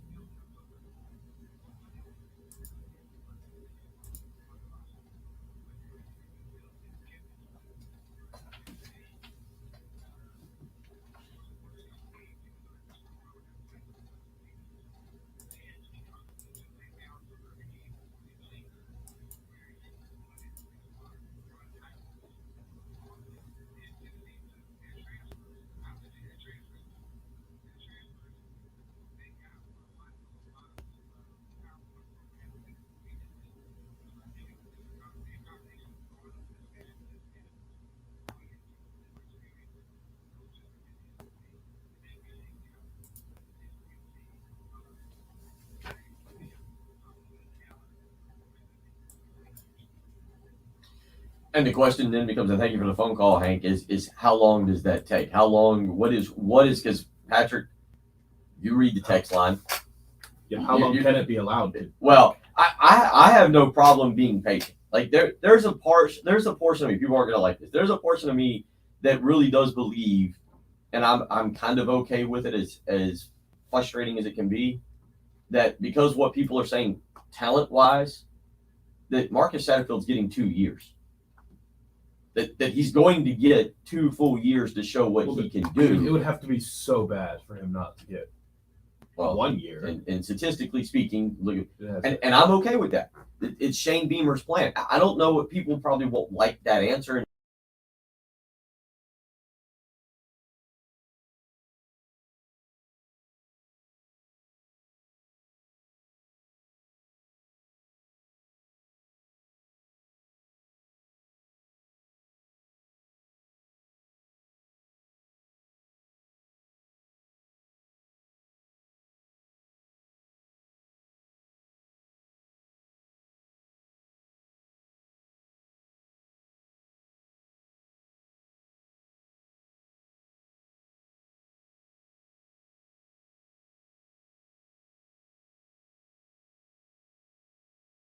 Next year to show what he can do.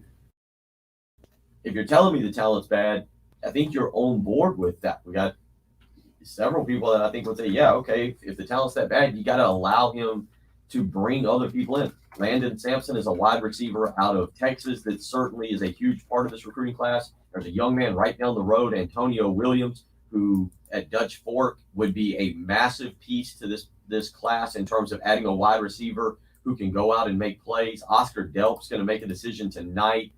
I don't think that's going to go in South Carolina's favor, but we'll see. South Carolina, Georgia. We'll talk more about that. We'll get to more of your text messages as well. The phone lines I know are lighting up on this morning. Certainly when you're fired up and you're talking, even if you're angry. We'll take the anger. It's no problem at all. You're listening to the early game on 107.5 The Game.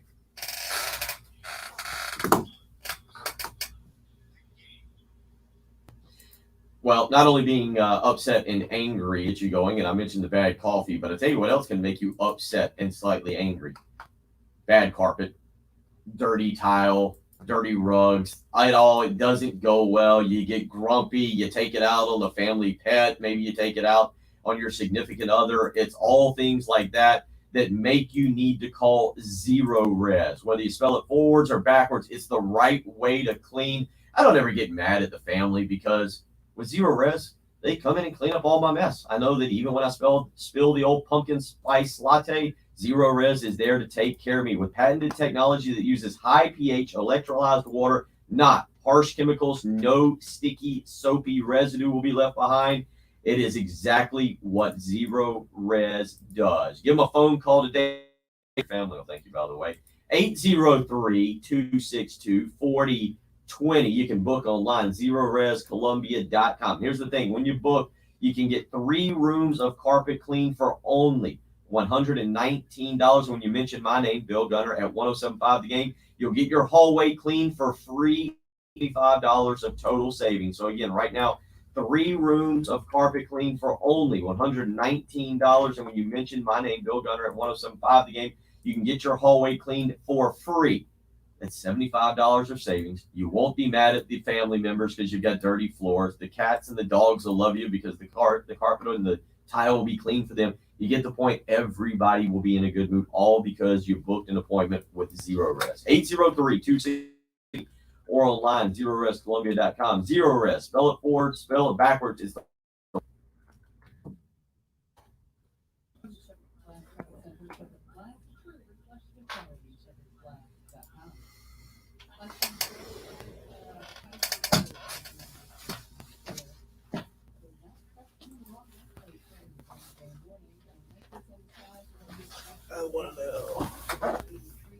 Patrick's doing a lot of engineering over here. If the whole system breaks down, it won't be my fault.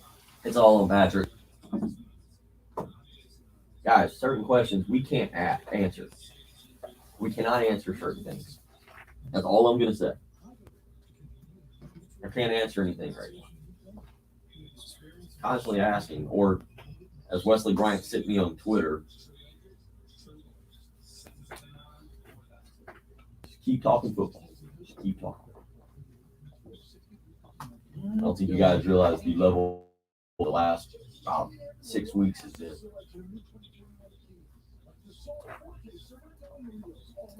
Good news. Yeah, the last 6 weeks has sucked. All right, you want me to be perfectly blunt? 6 weeks has sucked. My mic got muted. Did you do that? I'm down here. My mic got muted, and I don't know how. As I was going through that rant. Like, I don't know if you heard part of it. Maybe it was good. Maybe it was muted. I can't figure it out. What are you trying to figure out? The green portion? No, one of these. There's too many things plugged into the USB. We don't know what the other one is. I don't know if they're allowed to be unplugged. It could be. I do have the fear that unplugging anything could be very bad. Yeah, we don't want to take down the whole system.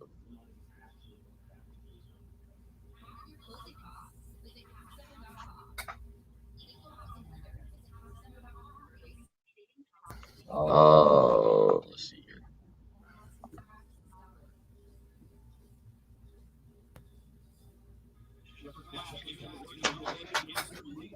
All right, I'm guessing. I don't know if there's anything you can do. I pushed that one a little bit longer. Like, I looked down, it was 7:27, and then I looked up and it was 7:32. I was like, oh, Short. we just do a super short segment, trying to be out by 7:42.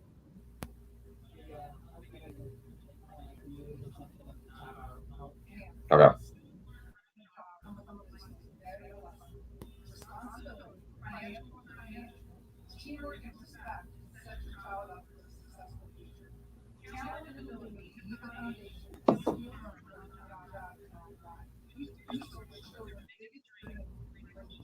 We do. You got to remember, Troy. It's 7:37. The engineer, the guy.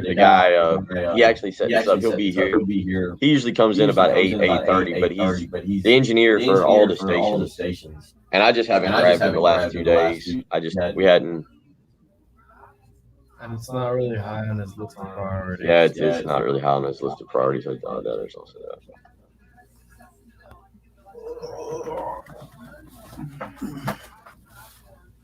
Oh, PG's going to challenge us to a game. All right, it's going to be a quick segment because we got the doctor coming up here.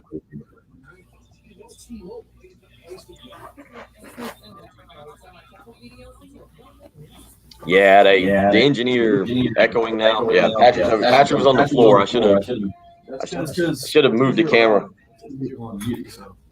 There shouldn't be an echo now. They can hear us when.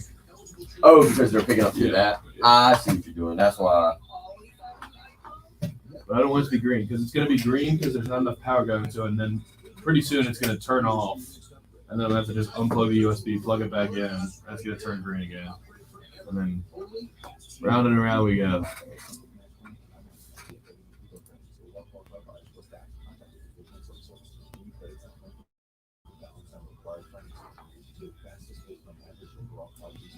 Yeah, we got to get that fixed. We got to get the Facebook thing fixed. We got to get the audio fixed. Hey, isn't it great to be back in studio? It's Wednesday. We've done the show. I'm on. We're right at the midway point. I think you can see I'm losing my. This.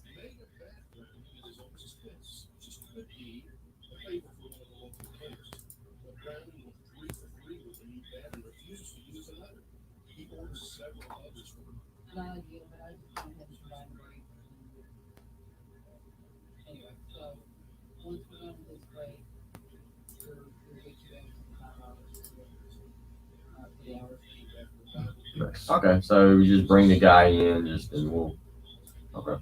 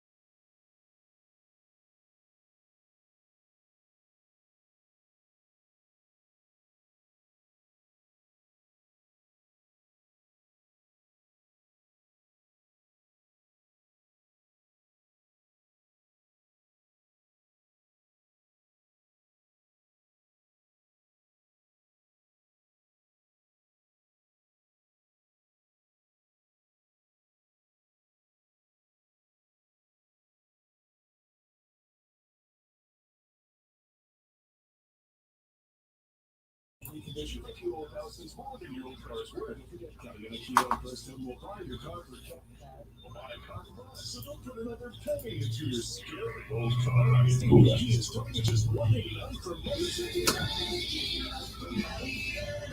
got his picture?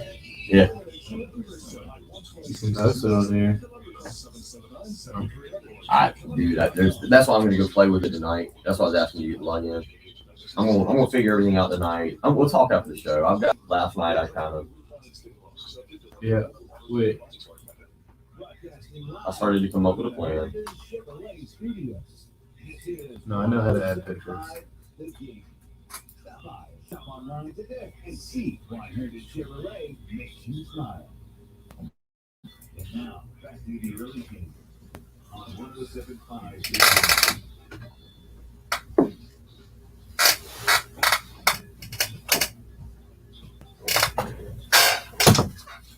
Just talking about those pumpkin spice lattes. I was looking at pumpkins yesterday, thinking about purchasing some, and then I see this because we still got Halloween, we still got Thanksgiving, but Trans-Siberian Orchestra. Jen, I'm not the only one. Trans-Siberian Orchestra, like that's synonymous with Christmas, right? Like, yeah. I mean, they basically take 11 months off and only show up in December. They're not doing June concerts, right? Mid-November. They show back up in Trans-Siberian. At your house? In my house. Just blaring through those speakers in the house? Yeah, I'm saying I don't wait till after Thanksgiving. Okay. Christmas is fun. Trans-Siberian Orchestra is coming back to Columbia Wednesday, December 8th at the Colonial Life Arena. A portion of the proceeds will benefit Family Promise of the Midlands, a charity that aims to help families experiencing homelessness in their quest to achieve sustainable independence. Tickets are on sale now. Again, Trans-Siberian Orchestra back in Columbia Wednesday, December 8th at Columbia. Beloved Chevy phone lines. Josh is up first. Josh, you want to talk about the talent gap? And that, I don't know if that's between South Carolina and the rest of the world or what you got. We go right ahead. Well, from the beginning, I think that in my mind, this year is year zero for me, not year one. It's really hard in today's world, especially in the transfer portal, to expect the coach to come in and his first year and do a lot. Now, I understand the counter argument and look what high school does, but I mean, you just can't expect that here. I mean, this is not. This is a good, solid program. We had a few really good years in this career, but this is not Tennessee. This is not a premier program. We're a good program, I think, and a solid program. We have the potential to be a wonderful program, but we're not there yet. And so in my mind, it's always we've got some talented players. Don't get me wrong. We've got some guys who are going to go to the NFL. We've got some really, really good players, but it's 11 guys out there, and you don't have it's really hard to hide some of it. If you got one or two positions, you can play around, you can hide it, but when it's when there's 3 or 4 positions out there that just aren't on level with some of the other SEC opponents who play, it's really hard to hide that, and they're going to exploit that as well. That's really all I wanted to say. Also, on the Michigan Hill, that fight. Thank you for the phone call, Josh. Yeah, thank you for the phone call. Talent gap certainly is about it's got to fix. They're gonna have to recruit their way out of it, and we'll see kind of how they go do it. We'll continue on with that portion of the conversation, but it's that time of the week. We talked a little bit about it. I'm 39, knee issue, both knee issues. I've got a lot going on.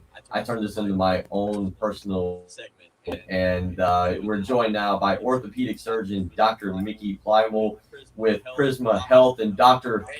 A, welcome in. And I don't know what you did to draw the short straw that you get to join us this week when there's so many happy Gamecock fans out there. We're glad to have you, man. Glad to have you. I understand you played a little baseball yourself up at Marshall. Not a bad player from what I've read.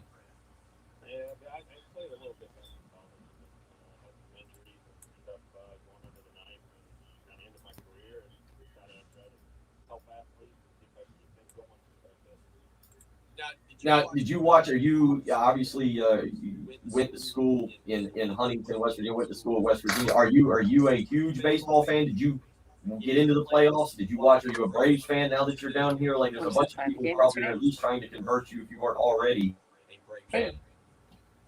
Well, yeah, Our company instituted a vaccine mandate. Yeah. Yep. So, not to make. Did you say you didn't get a chance to watch the Braves Yeah, last night? That was very actually a really polarizing, but good game. it's very 5-4. sad. It seems Freddie Freeman senseless. with a walk-off So, home run. You got a we chance miss to him. watch a little bit of that? Yeah. Hey, thanks for the call.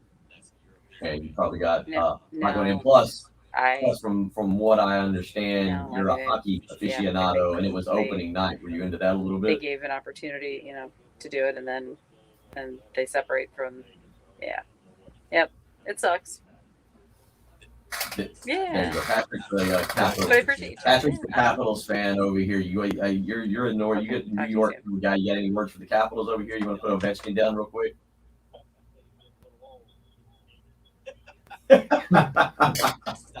Dr. Mickey Plumble joining us this morning. Prisma Orthopedic Surgeon. I do need to tell you about their Black and Blue Clinic this coming Saturday, 8 a.m. to 12 p.m. 101 Business Park Boulevard in Northeast Columbia. That's Prisma Health Orthopedics. It's a walk-in clinic for acute athletic injuries during football season. No appointments needed. So if you've got anything, your child's got anything going on in here in 101 Business Park Boulevard in Northeast Columbia, Okay. Saturday, 8 Hold to on. We're 12 talking to a p.m. doctor right now. Dr. Plymouth, I one think of the that's gonna things go to that we were the kind of top hour. discussing, I think Clayton we'll Kershaw stop right that now before is at the end, but 2-2, and so that's your hopefully we'll get you in Dodgers. before the top of the hour. Okay. Certainly, Okay. Clayton Thanks. Kershaw, no idea really on what's going on with his future. He was injured during the final week of the season. It's a forearm injury.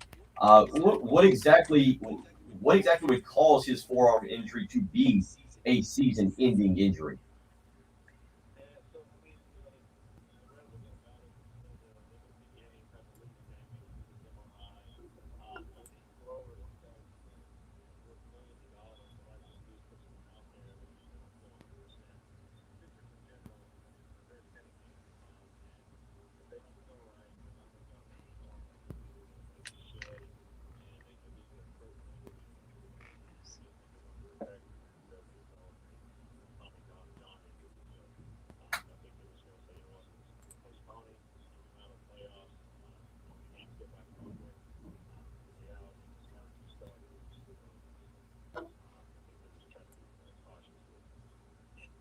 The reason this becomes interesting, obviously, the Braves moving on last night. Dodgers, Giants, they'll have their game 5 coming up here.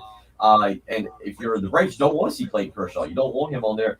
When you say that, obviously the best form of healing is to hold him out. But I saw discussion of doing, I believe, a PRP injection that would allow him to avoid surgery. What exactly is a PRP injection, and how does that either allow you to avoid surgery or ease tension or pain?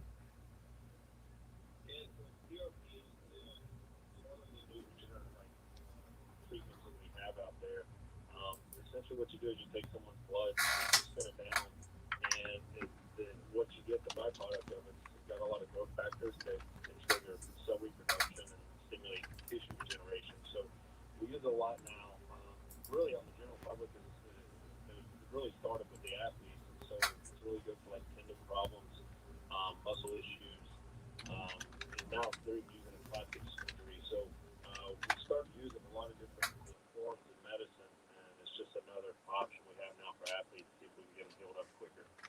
What is the time from when you say if somebody takes that? Again, I'll go back. If the Dodgers are able to advance, when you say get him healed up quicker, what is a time frame that the Dodgers or Kershaw could be looking back if he wanted to come back and try and pitch in a game in the Championship League Series? So if truly does not have any ligament damage and just got some more tightness and soreness in some of the muscles in around the elbow, in reality, you could probably be back in anywhere from 2 to 6 weeks, depending on how he's feeling. Usually after you get that shot, you're pretty sore for the first few days. I personally had it. You're sore for a few days, and after that, you start feeling better. But the problem is then he has to get going back into shape, which, is not something that can happen within a week's time. So my guess would be anywhere from 3 to 6 weeks. 107.5 The Game. What's your name? Again, Dr. Mickey Plymouth with the Prisma Orthopedic division Yeah, no there problem. at Prisma. You trained under Dr. James Andrews, from what I understand. And Dr. James Andrews, I've never met him. I couldn't pick him out of the crowd. I couldn't pick him out if there was two people that walked into the studio. I have no clue what he looks like. But just quickly, that's all we ever hear about. He was like the Tommy John King. What was it like training under him? What exactly did you learn, or how is that? Because I feel like that's the best of the best. Yeah, so, the one thing that I've learned a lot from is he's as famous as he is, he still treats everyone the same, no matter if it's a multi-million-dollar athlete or just some, kid that's out playing backyard football. He treats them all the same. He's really taking a life to athletes and trying to keep them going, and that was the biggest thing I learned from him, is how he took care of patients and treated them. No one was different, no matter what their status was. Yeah, he's Dr. Mickey Plymore. You can visit him. Are you out at the clinic this? I didn't have that. You get to be at the Black and Blue Clinic this Saturday, 8 to 12 p.m. 101 Business Park Boulevard, Northeast Columbia. That's Prisma Health Orthopedics, where it's a walk-in clinic for acute athletic injuries during football season. No appointment needed. Are you out there? So we actually have usually one of our PA staff, and then we're on standby. So they usually give us a call sometime, maybe if there's any type of issues. So all the athletes come in, they'll give us a call and give us updates. So that's usually who runs it. The clinic runs 6 days a week, and just from 8 to noon on Saturdays after Friday night football, it's just we have a little bit more staffing to help out with the influx of patients. Perfect, man. That's a great job y'all do, and appreciate you doing that for the community. Before I let you out, give me a Stanley Cup prediction. Give me a hockey prediction, man. I watched a little bit. I've got a buddy who lives in Tampa and is overly obnoxious about the Lightning. My sister lives in Raleigh. We go to some Hurricane games, so I do enjoy a little bit of NHL. But who you got with the Stanley Cup this year? I think Vegas is going to take it. They're due to get to that point. They keep getting pretty close, but I think they make a couple moves this year. They're going to be the team to beat. Patrick, you buying in on Vegas? You in on the Knights? Yeah, I mean they were kind of a wagon last year. They kept flipping their goaltenders in the playoffs, and it kind of bit them. But It's gone. They're riding one this year. I can see it. They're insanely talented. You going with that, Doctor? You're obviously on the Vegas, but you got a team, or you just jumping on the Vegas, or you a Rangers fan, an Islanders fan? Rangers. Rangers. Again, several games. Love them. They're pretty bad since '94. They haven't really done much. But, Well, it's going to be a fun one tonight. Ryan Reeves is on the Rangers now. There's going to be a fight. Probably in the first 5 minutes, he's fighting Tom Wilson tonight. I can't wait. Yeah, agree. Solid. Appreciate you joining us this morning, Dr. Mickey Plymore with Prisma Orthopedics. Doctor, good luck the rest of the day, and good luck to your Rangers this year. All right, thank you. Y'all take care. You too. Well, big thanks to him for joining us. As the Braves winning last night, Patrick, 5-4, they advanced to the championship series of the National League, and they will get, again, the winner of the Dodgers and the Giants. The Dodgers thumping the Giants last night 7-2 in that game. So we will have a winner-take-all game out on the West Coast. Should be pretty entertaining. Your Major League lineup, no games today. That game 5 will take place Thursday night, 9:07. Julio Urias against Logan Webb there. That will be played in San Francisco. Big thanks to Dr. Plymore for joining us this morning to give you Braves fans a little bit of an insight on what's going on with Clayton Kershaw, his potential availability for the championship series and what's going to happen next. That'll do it for our number 2. Good news. We have a third hour in front of us. We'll get into more college. We'll continue this discussion of South Carolina's offense. More so, can they do something this week that makes you feel a little bit better about the remaining 5 games? Is there anything? We got a poll question out. We have Twitter at Will, WIL Gunner, GUNTR. You can weigh in with us, 803-404-6100. You're listening to the early game on 107.5 The Game. I know. I'm sorry. Okay. I would appreciate that. Yeah. Whenever you can. Okay. Thank you. Bye-bye. How you feeling? Oh, my goodness. You should. Can everybody see how many drinks Patrick has pulled out this morning? 3. Got like 3 drinks over there. 2 of them are empty now. Alan, I'm actually going to Vegas Friday, and I'm working on getting tickets. I'll be in Vegas next week. Next weekend. Friday, Saturday, Sunday, Monday. Go back Tuesday. What's that? Live streamers going to Vegas. So you're not here Monday? Monday and Tuesday, so not next Monday and Tuesday, but the following Monday and Tuesday. So you don't have to come in. That's what I'm saying. Yeah. Unless they're planning something else.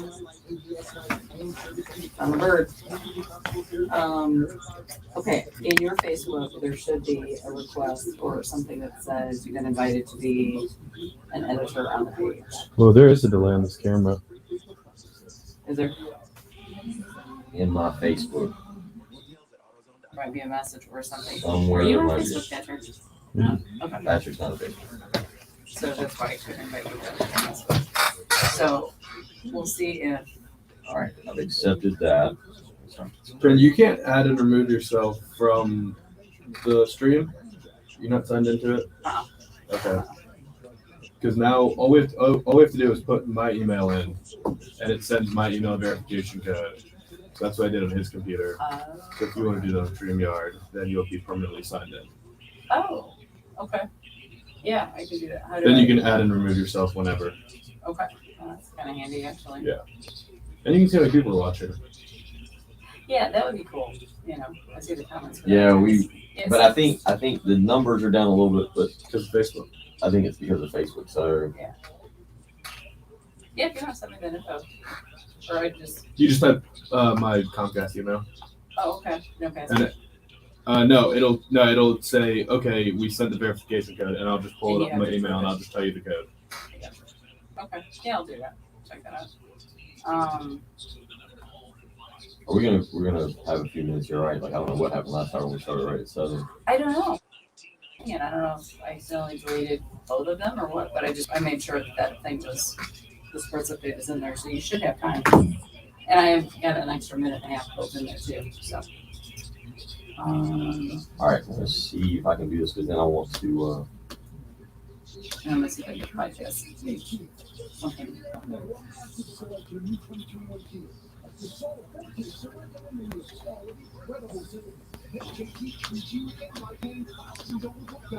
Oh, it's not what I want to do. What?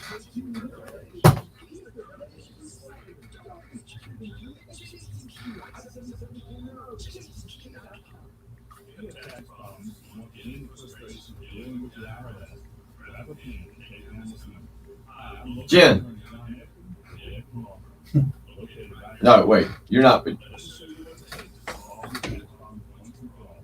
You can't actually log into the 107 About the Game Facebook page. Yeah, You're just an admin. yeah, which is, an admin can do just about everything, and I can turn it.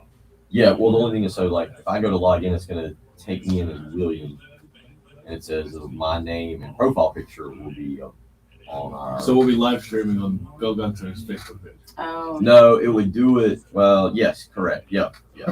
That'll be fun.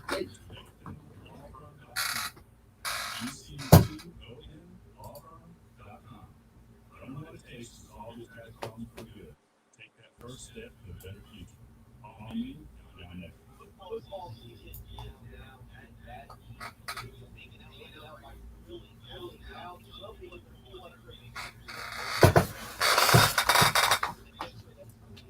Yeah, it should have given you an option of to be able to broadcast from your page, not your. No, so what it does. So Like a page profile instead of. So like if I go here, it'll give me. Well, this isn't gonna do that.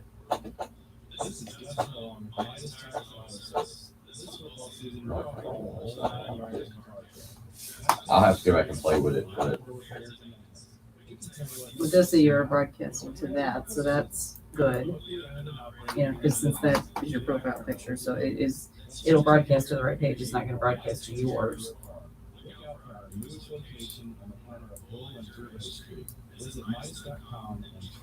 that's what it says there. See if Jessica. Yeah, she sent me a note about some permissions on V106, and I've been trying to look up. Yeah, see, I don't want that to. See, that was the old one.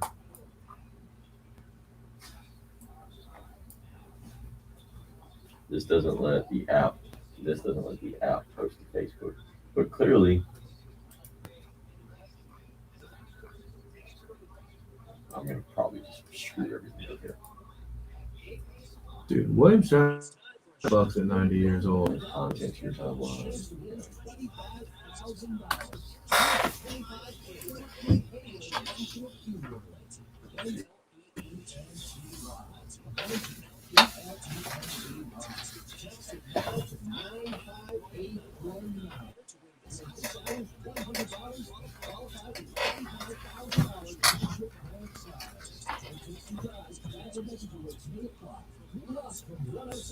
Yeah, Brad, the color is off. From my research, it means that too much power is going to other sources in the USB. So, I did send Ed a note with a screenshot. yeah. Okay. So I could unplug other USBs, but I don't know what I'm allowed to unplug or not. Yeah, good call.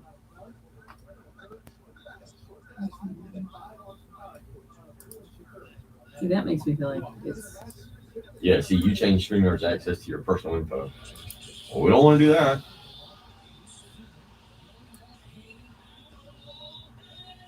There you go. I got too much on there.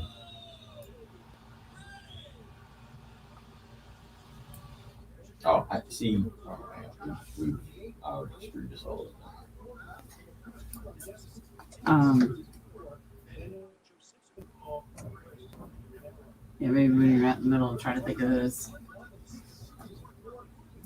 you can try to test it. That's what I'm gonna play with tonight. That's what I'm doing. I think it's what Tim ended up doing, you know.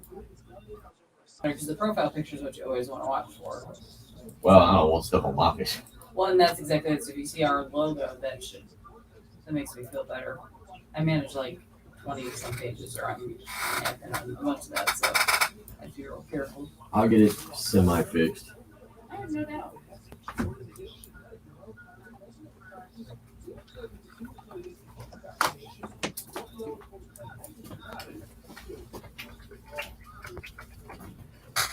Did you see this Adam Schefter reported? It's kind of interesting. I mean, it's more journalistic integrity related, but it is sports related. We could bring it up. What is it? In the John Gruden email leaks, there's a leak from Adam Schefter emailing Bruce Allen and sending him his entire article asking if there's any changes or anything he wants to make. So instead of just asking for comments, he literally sent Bruce Allen the article and referred to him as Mr. Editor in the article, in the email. Like jokingly saying he's the editor of the. Pretty interesting. RL, I'm gonna have to just play with everything. I'll get it fixed. I'll get some of it fixed tonight. I haven't had time this week to mess with it, but I'll get some of it fixed tonight.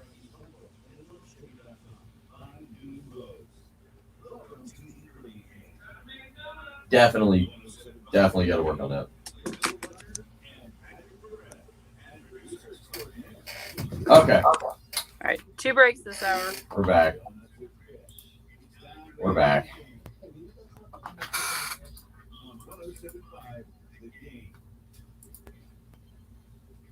Give me number 2 right here. Give me number 2. Okay. Got it. Team-wise, got a bunch of great young men who are fighting their butts off every single game. See that. When you go back to East Carolina, Oklahoma University, who fought at Georgia throughout the game, Kentucky, who battled the lack of effort and lack of physicality concerns with this team.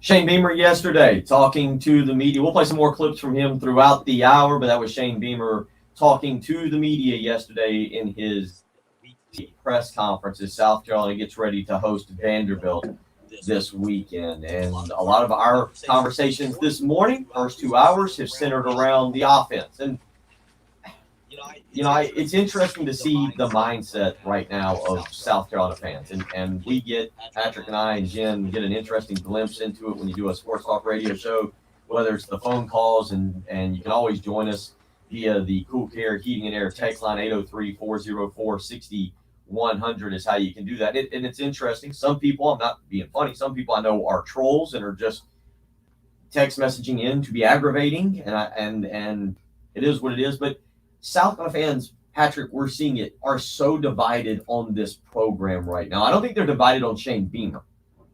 And somebody earlier, it was an anonymous texter, so take it. I mean, it was kind of a take it for what it type thing, but was just pointing out that calling us negative, like calling us the negative ones. We're not calling for anybody to be fired. No, we're kind of having an open debate discussion about this offense, because that's what's got to improve. I don't know if you can get any more out of the defense. I don't expect the defense to be any better than it's been this year. And it's been good against teams that it matches up with. Tennessee, it was a bad performance. It happened. It happened at the beginning of the Steve Spurrier. We saw it a lot in the Will Muschamp era. What Clayton White has already done with the defense that we thought going in was going to struggle, I think is solid. I think it's a very good, if there's 6 games to go, let's be clear, things that you don't want the bottom to fall out. But if the defense holds serve and plays like they have through the first 6 against the competition over the next 6, I think you come out of year 1 with Clayton White and with Mike Peterson and Jimmy Lindsey and Torian Gray, and you go, okay, nice foundation set. We got some good defensive backs coming in. It looks like they've got a few defensive linemen coming in. You go, okay, foundation, we feel better about what the defense can be as they continue to improve that side of the ball. So it becomes about the offense over the next 6 games and what Marcus Satterfield has to do. Throw Shane Beamer.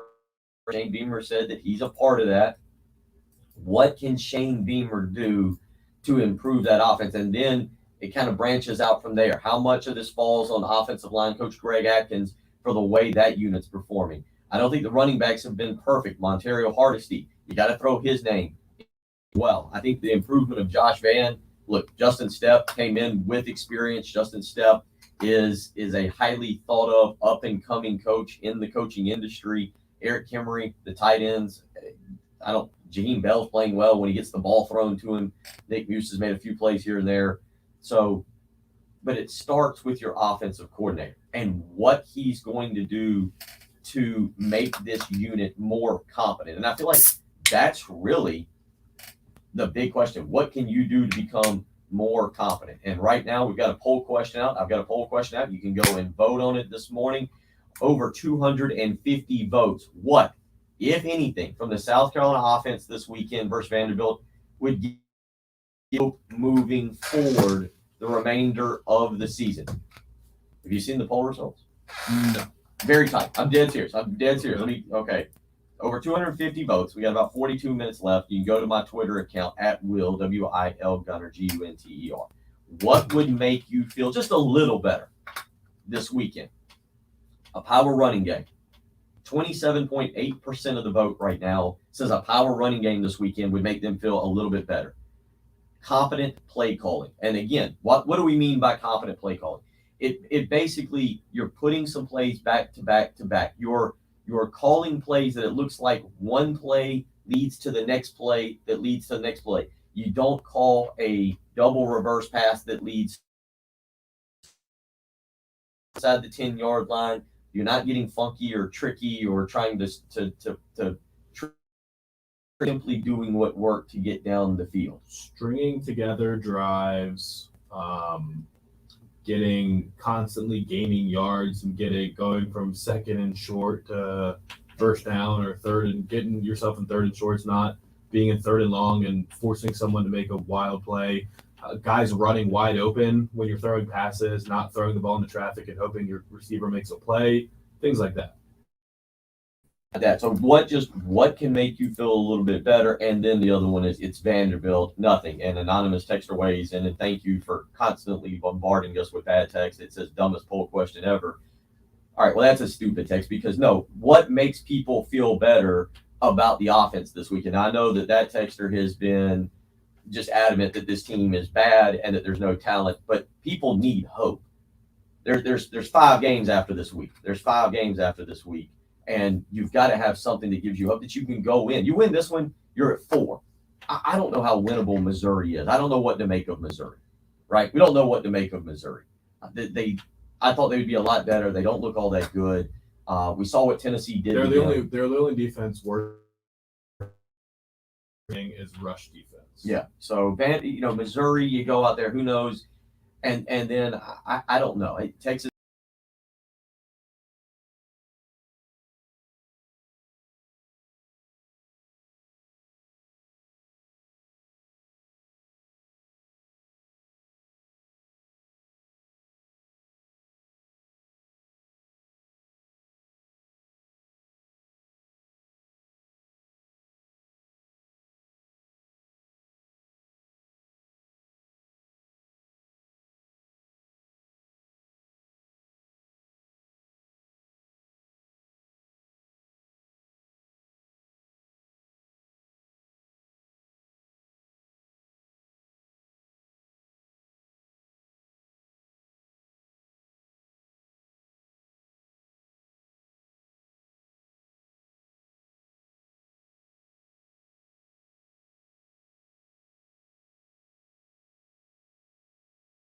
For South Carolina schedule and for South Carolina, but it starts, Patrick, Jen, with the offense and doing weekend, in my opinion, that gives you a little bit of hope. And I'm with a lot of people. I can't vote on this. Kind of can't vote on this because when you put a poll up, you're not allowed to vote on it. But I would have said power running game. If South Carolina could come out this weekend and run the football effectively, because there were plays last week where the running game worked. When you're down 28-0, it's hard to rely on your running game to successfully carry you. When you're down 28-0, 35-0, it's hard to rely on that. But there were running plays that worked, and does South Carolina fix those and go to more of those this coming weekend? Again, you pointed out Vanderbilt's not very good. We know that, but still something, anything that you can kind of build on. So if you want to weigh in on that, 803-404-6100 is how you can do that this morning. Again, you can weigh in on the Love Chevy phone lines as well. Got a couple people get out to the phone lines. Also, sports last night, if you missed it, the Braves, the Brewers, absolutely fantastic game. Freddie Freeman, the walk-off, or not the walk-off, but the bottom of the 8th inning home run to knock off the Brewers. They hold on. Will Smith comes in and gets the save in the 9th inning, and the Braves advance to their 14th National League Championship Series. Unbelievable. A lot of fun. This Braves team, they're fun to watch. They're I follow, I get on Twitter. A lot of you diehard Braves fans, when Will Smith comes in, I see that GIF that pops up Jackson in Jurassic Park, where he's Samuel L. Jackson in Jurassic Park. No, Samuel L. Jackson in Jurassic Park. The original Jurassic Park.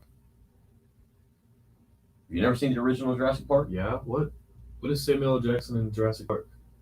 He's the like the computer guy. You know what I'm talking about, right? I just don't remember him.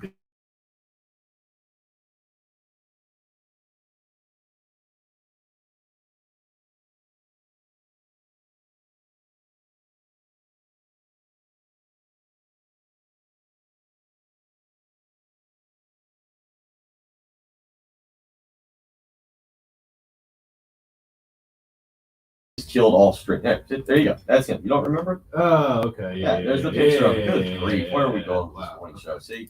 All right. But anyway, point being is I see that GIF pop up a lot when Will Smith comes in to try and save the game for the Braves. Braves fans absolutely freak out on that. But it was a great game last night. Braves advanced to the championship series. They'll face the winner of the Dodgers, who will play each other on Thursday night in a winner-take-all game 5. So you got that going on as well.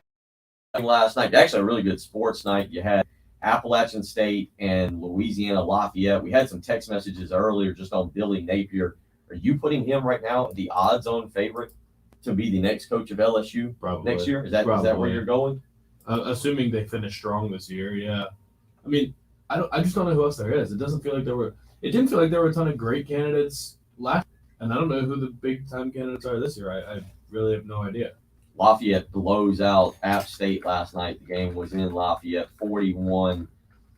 Billy Napier's team improves to 5-1 on the season. So you had a little college football, and then as we were talking to the doctor about it, you had the opening night of NHL as well. Took in a little bit of Lightning and Penguins, and then you ended up with the Nightcap making their NHL debut on the road at Vegas. 803-404-6100.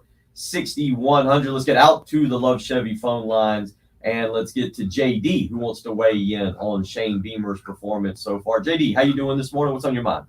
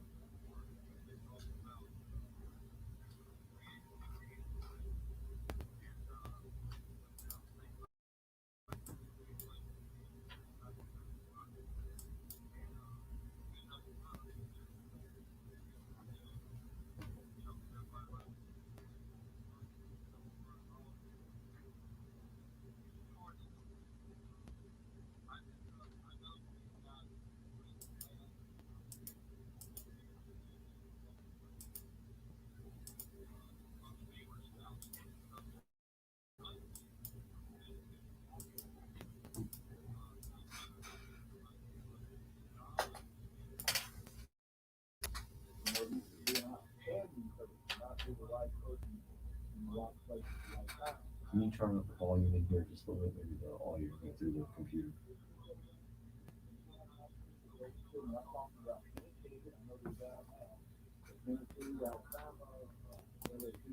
You're going to have players, attitude, support, but you don't get them from other places every time you get to where they program ball. And be patient with this guy. Coaches should say things. If you're a great fan, a GameStop fan, you're a supporting person. You know, mistakes are going to happen. We're going to look good sometimes. So we can do good. And it's going to go up and down. We're going to have great nights, we're going to have bad nights.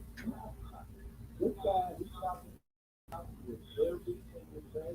He's got to pay him off support. If you know you got to staff and give them time. It takes years, not minutes, not weeks, not days. You know, it takes a while. So God bless y'all. Just try to be a little bit patient. I mean, if you can have them go to someone else's family and govern their kids and make them into exactly what you do, then that's how it's very simple. That's good. God bless y'all. Appreciate you. We love each other and we support you. So support those guys. Thank you for the phone call, JD. I mean, look, there, get it, and that's a very positive call. and I'm not, don't take this the wrong way. Patrick, is there patience in college football as a whole? Take out South Carolina's fan base. And you can say South Carolina's fan base has been one of the more patient fan bases in all of college football. Right? You can say that. South Carolina fans, top to bottom, have been through a lot in their lifetime. Look, you guys hear Gamecock Larry. 86 years old. Probably the most patient fan. My father's 68. He's patient. He's got patience. But take South Carolina fans out for a second. Patrick, is there patience? And I'm not saying this is right or wrong. Is there patience in college sports today? I mean, to an extent, but that doesn't mean. Well, let me ask you this: should LSU fans be patient right now with Ed Orgeron? Like, he has a championship now. He won a championship, and he lost a great offensive coordinator, and he lost 4 incredible wide receivers and a number 1 draft pick. He lost a great defensive coordinator. Dave Aranda went to Baylor. He's 2 years removed. What is it? I think what's the record? They went 15-0 2 years ago in 2019. I think they're either 8-8 or 8-9 now since. I forget when I saw that statistic. I forget if I saw it before the Kentucky game or after the Kentucky game. It was before the Kentucky game. It was 8-8. And I'm not picking on JD. It was a great phone call, and I appreciate you. You make a lot of great. It's a fine mindset for a fan to have, but not for us. Not on the radio. Talking about 3 hours a day. You have to be critical. Well, you don't have to be critical. You got to be honest. But again, let's not worry about us. Let's talk about fans in general. When we talk patience in sports, I mean, like you look around at today's settings, and this is actually more interesting, and I don't want it necessarily South Carolina. Take a step back and look at the big picture of college football, because Shane Beamer's father, Frank Beamer, you look at how he started at Virginia Tech. It wasn't good. And Virginia Tech was patient. And it worked. Mike Krzyzewski at Duke, how it started. Wasn't good. And Duke was patient, and it worked. So Mark Stoops. Mark Stoops is a great one. Yeah, Mark Stoops. They were Kentucky. And Mark Stoops might be the best example. That's a great one. Might be the best example of having patience for a coaching staff, and it's paying off that's in present. Because I was listening to JD talk, and this is where I was going with this. Year in the 80s and maybe the early 90s, I feel like fans had more patience. And that's why I asked, in today's climate, in today's culture, and look, there's more ways to voice your anger and your frustration. There's Twitter and there's Facebook. We're on a live stream right now.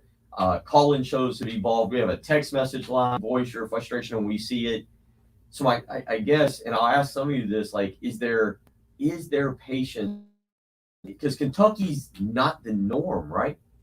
No, Kentucky's not the norm. And there is patience to an extent, though. Like, South Carolina fans knew this was not going to be a SEC championship year.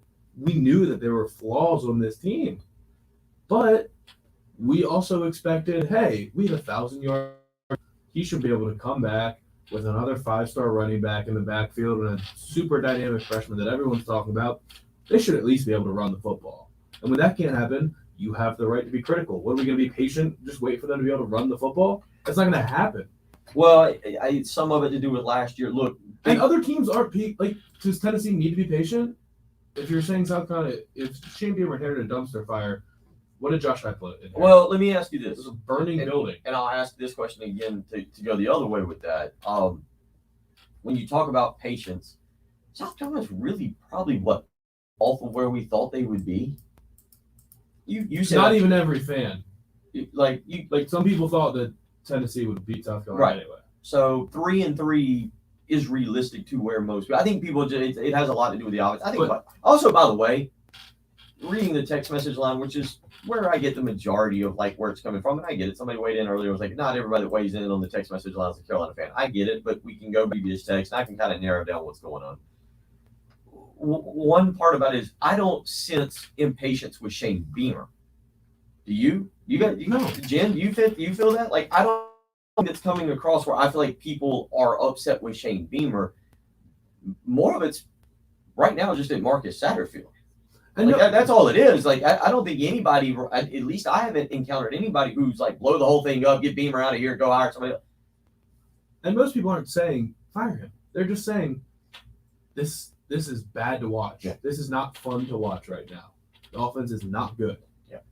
803-404-6100. Good phone call, JD. I appreciate it. And generating a little bit more discussion is always a great phone call. You had a lot of great points, and it makes me wonder. And Patrick had the best example today. Mark Stoops, great example of patience. But is that still out there in college You football? can still be patient, but expect the talent level to be elevated. I mean, I don't know. Well, but not I don't know what changed. six games. You realize. Like I know, but that is recruiting. We'll get to that.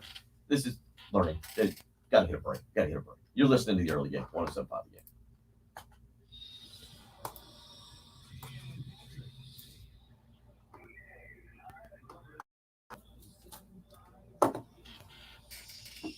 Yeah, we were way behind.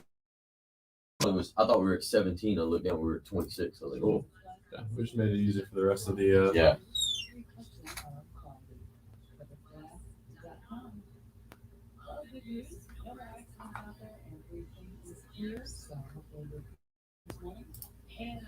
Who is this person? Is the 447 guy? Yeah, I think it's a parent. I really do. could be. Powered by the U.S. Department of Health and Human Services. COVID hospitalizations of young people.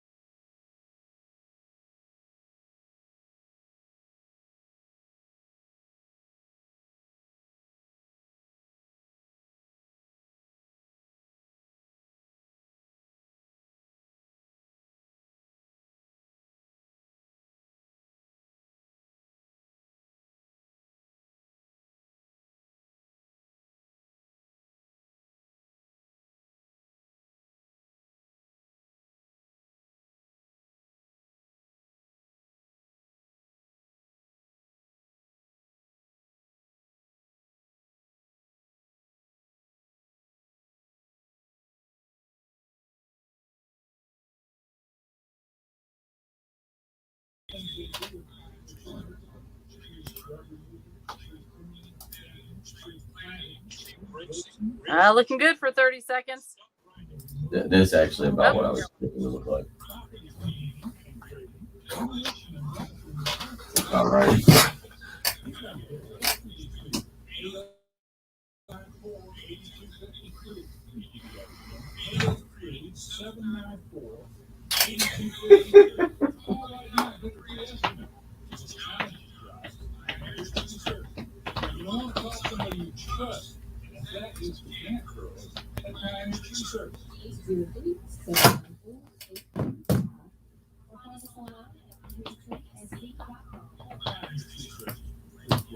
Satisfied customers at Honda Columbia, that's what they're most proud of.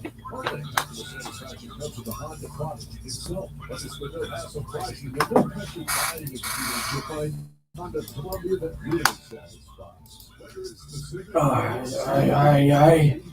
or Odyssey, your car makes satisfaction. And get the most career training at Honda. I think my least favorite thing to see on Twitter and the text lines and all that is when South Carolina loses a game and people feel the need to say, "I'm still a Gamecock, though. I still am. I'll still cheer for them," and feel the need to point that out every single time. We're getting a lot of that. By the way, did you see the angry listener guy or whatever his text? Hey, did you idiots see there was an accident? Yeah, like No, we're sitting in the studio.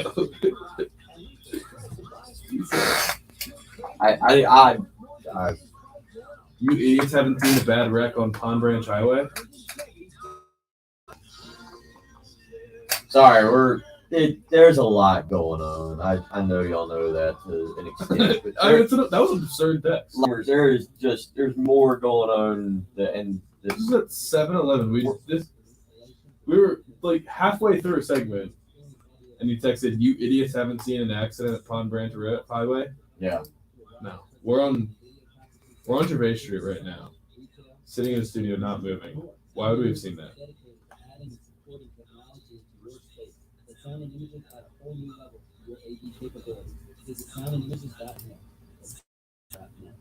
You are drowning in IRS debt. You can't afford to pay it. You need to take advantage of a special IRS tax program. I might start responding to people. No. Just like, I just want to respond to that guy and be like, how would we have seen that? Like, yeah, that one was different. Did you see the person that went at Pearson yesterday on Twitter? No, on Twitter? Yeah, I'm going to send you the first thing in his thread. It was pretty wild. Do not take on the IRS alone. They can tap your wages, savings, pension, home, and even go after you. Call Community Tax today. 800-224-4083. Yeah, just look at this guy. Look at this guy's profile. Get a free consultation. Call 800-224-4083. That's 800-224-4083. It started with him getting mad at Pearson for saying that Pop-Tarts aren't, I guess, what do you say, not a real food. And he got really upset because that's a potential sponsor that you're criticizing. All right, I sent you the first message. Look at his profile and see what he went in on. I guess he works for NBC, like in the production room or something like that, because he says he's an Emmy winner. I was just ripping Pearson, and it was the most ridiculous thing.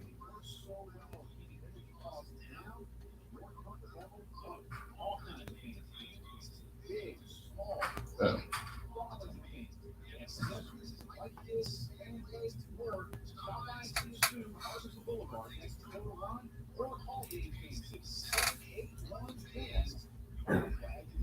Broadcasting live in Chevrolet Studios. 107.5 The Game takes the low road in their criticisms of the program and offers very little in the way of positivity. This guy's a nut job. What's his name? John Howard, SC, his Twitter page. Oh, wow. I'll tell you about him. You know him? Yeah. Hey, read his tweets. Pearson's this. Oh.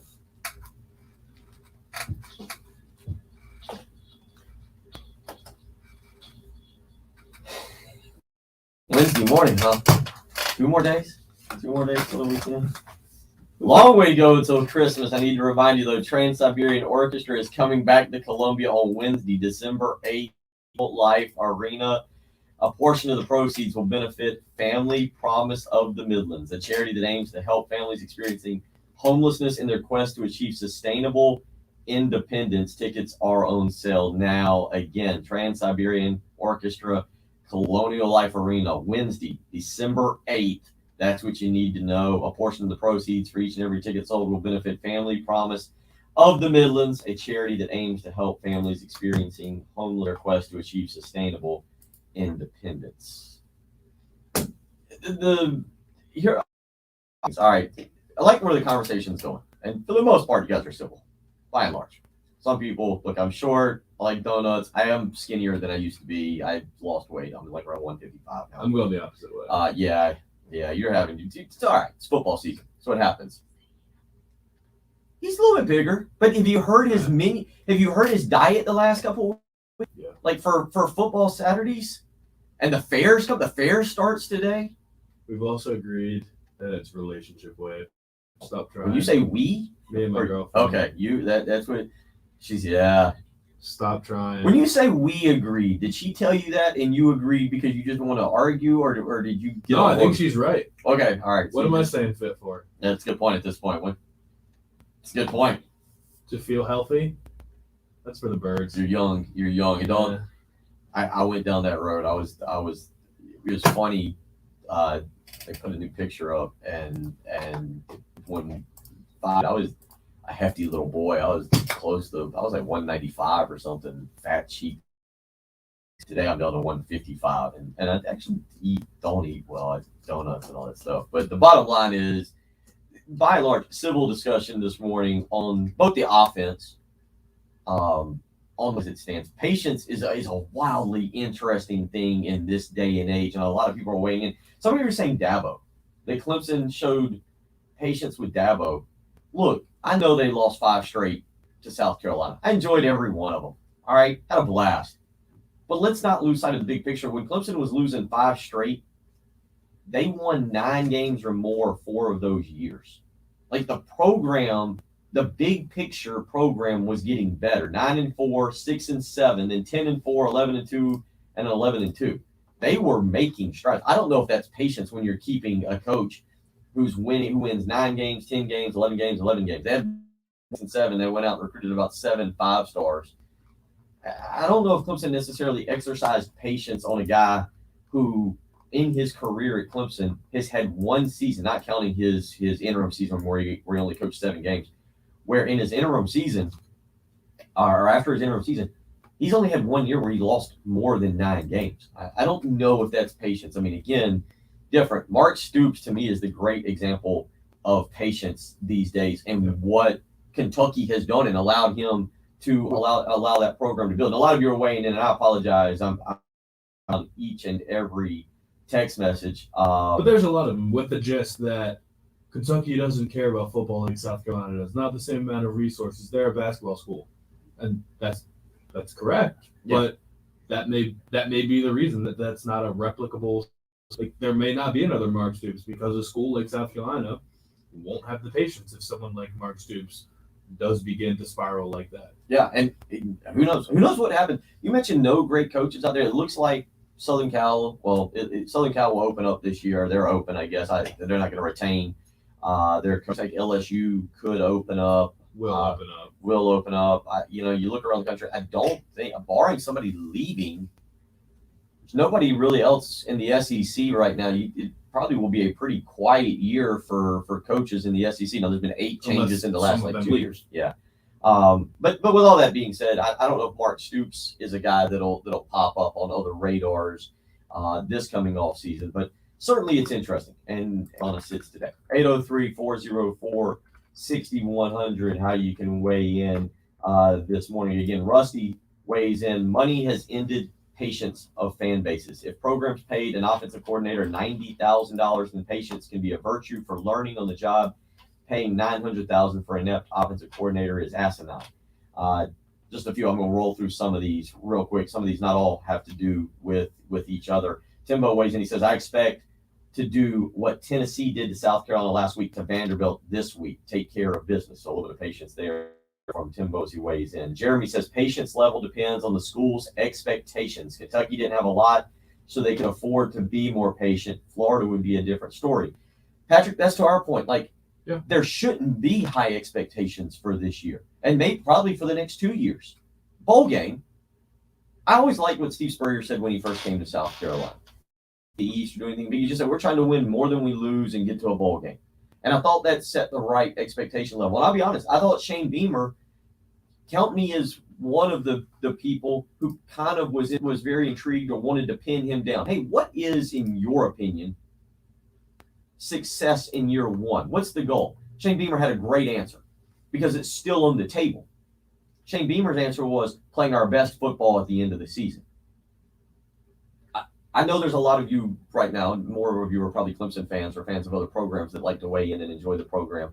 But bowl eligibility is still within reach. It does seem like a long shot. I'm not trying to tell anybody that South Carolina's got a great shot. They're going to be favored in 1 game the remainder of the season, and that's this weekend. But bowl eligibility is still within there. At the end of the season, Shane Beamer's initial expectation of the season is very well within reach. Yeah. And I think most people, if they get to 5-7, technically it'll be in reach till the last game. Oh no, you hit. But if you just play a good game against Clemson, well, no, I mean you're not going. You got to at least win 2 games. You got to win this week, and you got to win 1 more. You got to get to. You got to get to 5. Bowl game, but that wasn't Shane Beamer's expectation. Right. That was the fans' expectation. Right. Shane Beamer's expectation was just play the best that he had. Gotcha. So anyway, point being is, expectations, patience. It's all an interesting conversation, and it's all that we're currently having with South Carolina football right now. And I see a lot of different people coming from a lot of on where South Carolina football is, where it should be in game 6 or weekend for Shane Beamer and then where it should be in the coming year. Sam Pittman is an interesting story, taking over Arkansas 2 years ago, or last year was his first year. He's in year 2 now, and what he's been able to do in less than 2 years. And look, I wasn't a big believer in Sam Pittman in Arkansas. The Georgia game didn't surprise me. I thought Mississippi would cover that point spread last week, and Sam Pittman is a veteran team. They're a much older team, and it's very different for Sam Pittman than it is for Shane Beamer. They went out, they hit the transfer portal hard and improved that program. Arkansas's got Auburn this weekend in a very interesting game out there for both programs. It's just going to be interesting to see the development of this program and what happens this weekend. And again, I'll say it again. I'm with you. I think that it's one of their better games this weekend. I do think the crowd will be light though, and that's going to be another interesting thing to watch is what the attendance is this weekend. Makes it. I mean, is it a big recruiting weekend? I don't think there's any official visits. I don't know who they've got. I don't know who exactly they've got at this point in time. It is a tough sell. I mean, when there's nobody in the crowd, like a tough sell, which is why no one's expecting Oscar Delp to commit anymore. Ones that you want to have recruits to, because if it's a really strong team that we could get our behinds handed to us, you don't necessarily want that, but you want a game where we could do really well this weekend, but we're not going to have a great crowd. So, like, it's the atmosphere that you're selling. Everyone should have gone to the Kentucky game. Anyone that they wanted to commit to South Carolina should have gone to the Kentucky game, because it was a nice little combo of a night game atmosphere. Sellout? Did it end up selling out? A couple hundred short of selling out. Was Kentucky a sellout, Bill? No, not quite. I don't know in terms of tickets. I think it was, and they were within 800. I never heard a final number on it. I didn't either. But yeah, perfect combination of a great environment. And it's gonna be harder now. You can say, "Hey, we really need you because we could have won that game if we had you." Yeah. Josh weighs in on the Cool Care Heating and Air text line and says, "I love the Beamer hire. It's hard for me to not think they're using this year as a large preseason. It's eating at my patience though watching these games. I want to see the power run with play action. Shot plays are necessary against Vanderbilt to prove we can do it with someone other than Van or our tight ends. Can we hit the home run against any of our next opponents needs to be answered." And that's, again, weighing in on different things within regards to what South Carolina football is. Nate Spurrier quotes, "Funny how they give a guy 4 years to fix the country when it takes at least 6 to fix a college football program." Don't remember Spurrier saying that, but yeah, we'll see. And then Will helps me out there. You haven't looked. He said both Texas commitments, and by Texas commitments, he means the players from Texas, Landon Sampson, the wide receiver that I talked about, and Peyton Williams, the safety, both projected as early enrollees, will be on official visits this weekend. Thank you, Will, for helping out with that. 803-404-6100. It's been lively. I can say that for the program. We've been lively. A lot of opinions, a lot of interaction, and I appreciate each and every one of you. We'll finish up the program when we return. You're listening to the early game on 107. 107.5 The Game.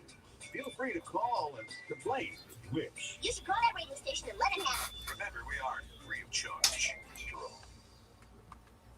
We should take that one out about calling and complaining. Maybe that one should actually come out of the loop there on that one. Maybe that's not what we want.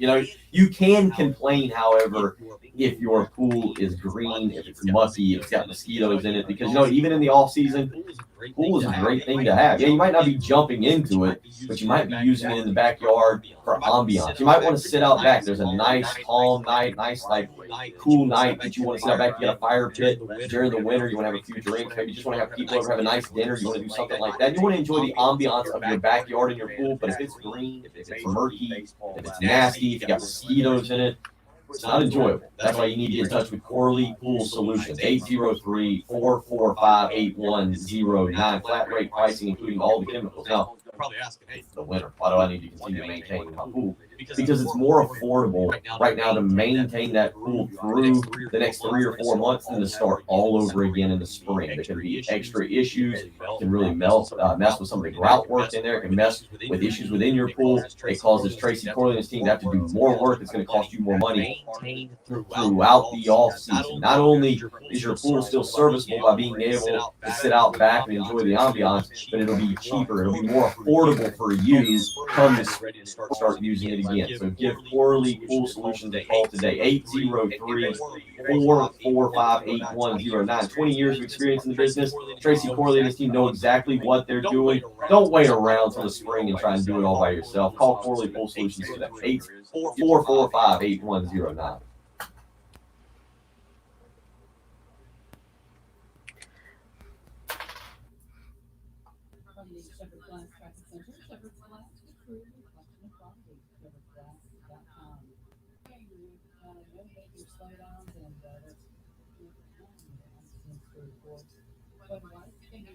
All right.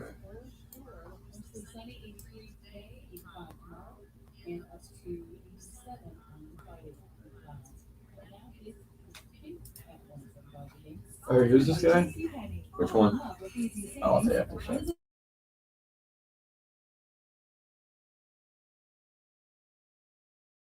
I'll have to go back and look at that. I'll have to go back and look at that. Emmy winner. He's a piece of work.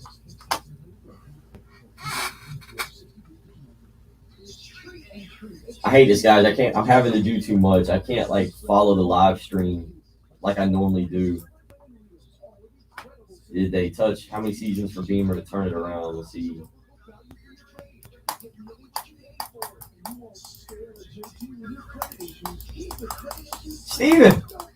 Steven Marcia, weighed in. Steven, good to see you. Now we can put a YouTube S letter to. But thank you for coming. Chuck, again, I apologize. I'm having to go back. Because I can't. I'm bouncing to too many things. We're gonna start having more guests on, and there's gonna be some changes from my standpoint. We'll let you know as we go along. The fair. Yeah, we haven't gotten into the fair. I think I'm hearing Bill through. Yeah, I'm not going. You need to unmute Mark. Bill. I'm gonna work on getting us back on Facebook tonight. Okay. Get us back on Facebook. I got to figure out how to do that. But you're muted right now, so all I'm hearing you is. We'll work on the audio thing. Like I said, I thought this cord would work, but we might have something around here. Who knows? And there's just radio equipment laying around. It's got to be something. Yeah. Yeah, I wish we had a mobile. I guess we could take the laptops around, but it is quite the scene. There's a lot of construction going on outside the studio right now. And now they're doing some painting because there's been some renovations here. We've got some new. I wonder, Jen. I do wonder if we had another computer in there, if there was something you could run through the board into the computer, or there's got to be something where you can play the audio back. Like you've got you're using your cell phone, right? No, what are you using? iPad. Cell phone. There's got to be something. I'll hang around and snag in and hobble around here with my bad leg and now ankle. Yeah, it should be easier to crazy communicate if with we you had guys more too. interaction on the text line the last 3 days. I mean, I know people are angry, but it's been a lot. Or is it just having to keep up with everything that Makes it seem like it's a lot more. Yeah.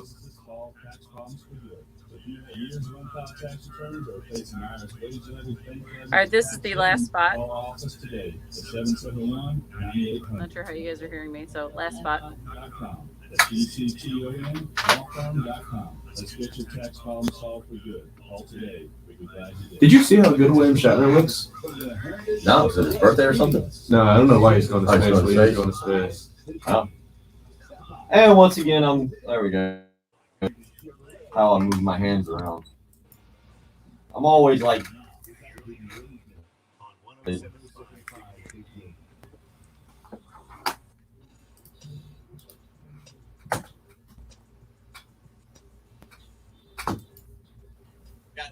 got stuff you need to do on Friday, so listen closely, folks. Go visit Tommy Moody and his sidekick, Jay Phillips, 1 to 4 p.m. at the Sam's Club on Forest Drive. It's the Sam's Club Ultimate Tailgate. They'll be hosting a huge pep rally in the parking lot with support from their friends, our friends.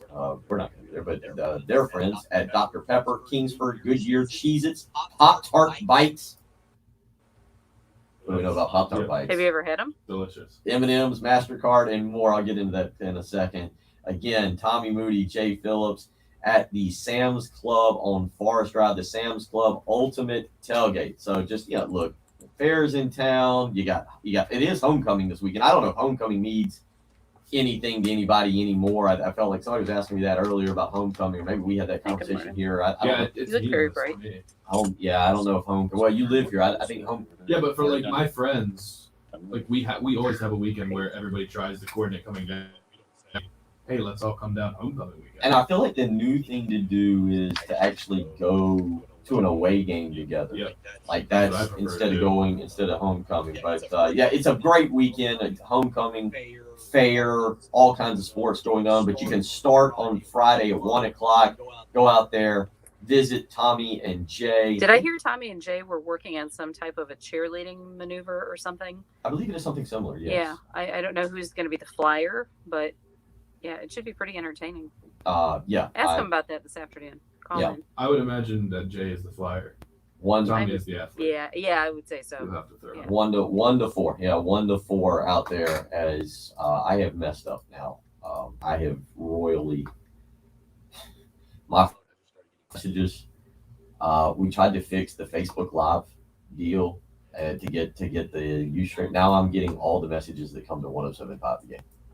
Oh boy, you better get on a phone about something. So we're gonna get that fixed as well. Because now if you decide to message 107.5 the game on Facebook, guess who's getting the messages? All right, lucky me. It's gonna be an even better day. So anyway, go join Jay and Tommy at we have a Sam's Club vaccine on mandate Forest Drive, in place. Sam's Club Ultimate Tailgate this coming Corporate Friday. does, and Rally in the parking lot. Tim did not It'd be a participate. lot of fun. Thanks, So Big Jake. we have Do lost him. something silly.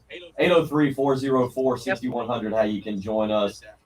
Or this Oh, aren't you sweet? morning. You Thank can you. join everybody else this afternoon. Well, not really. We're pretty much done. Yeah, you can't join us anymore. What's the fair There you food go. of choice? That I will What do. are you going? You got to be gearing up. You gotta, I like, mean, But I'm I- not going I to fair, appreciate but if I checking were, I like walking around Yeah, with a giant it turkey sucks. leg.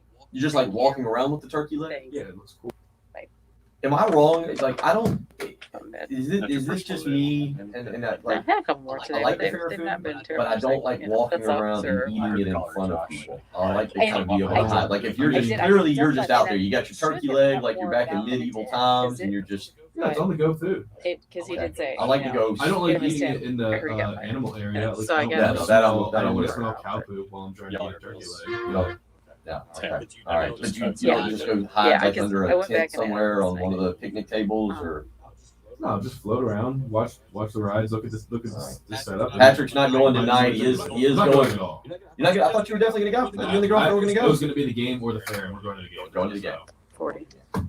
What a good time. What a good time. Appreciate all the interaction today, good and bad. We appreciate you joining. Yeah, We they've not been appreciate you bad. This guy, listening. so we need to chime in more. You We're gotta going to do it agree again more. for 2 more days. We got plenty to get into. Carrie, we're going to try and get a few guests lined up so that we can, you don't just have to hear our gas baggy hot takes. We're going to get you through the end of the week. Enjoy the rest of your day. This Dan podcast Patrick is man, next.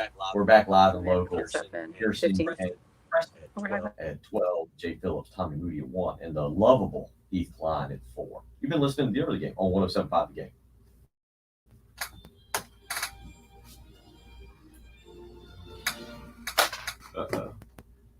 What?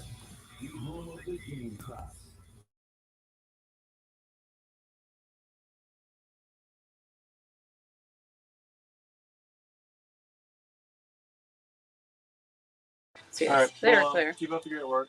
Yeah, so we'll have sleep numbers for you probably tomorrow. That's fine. All right. Yeah, That's it for tomorrow. today. Probably just report both of them tomorrow. Yeah, I It'll gotta get better every stop day. sending messages. Tuesday, so It'll we'll get better every day.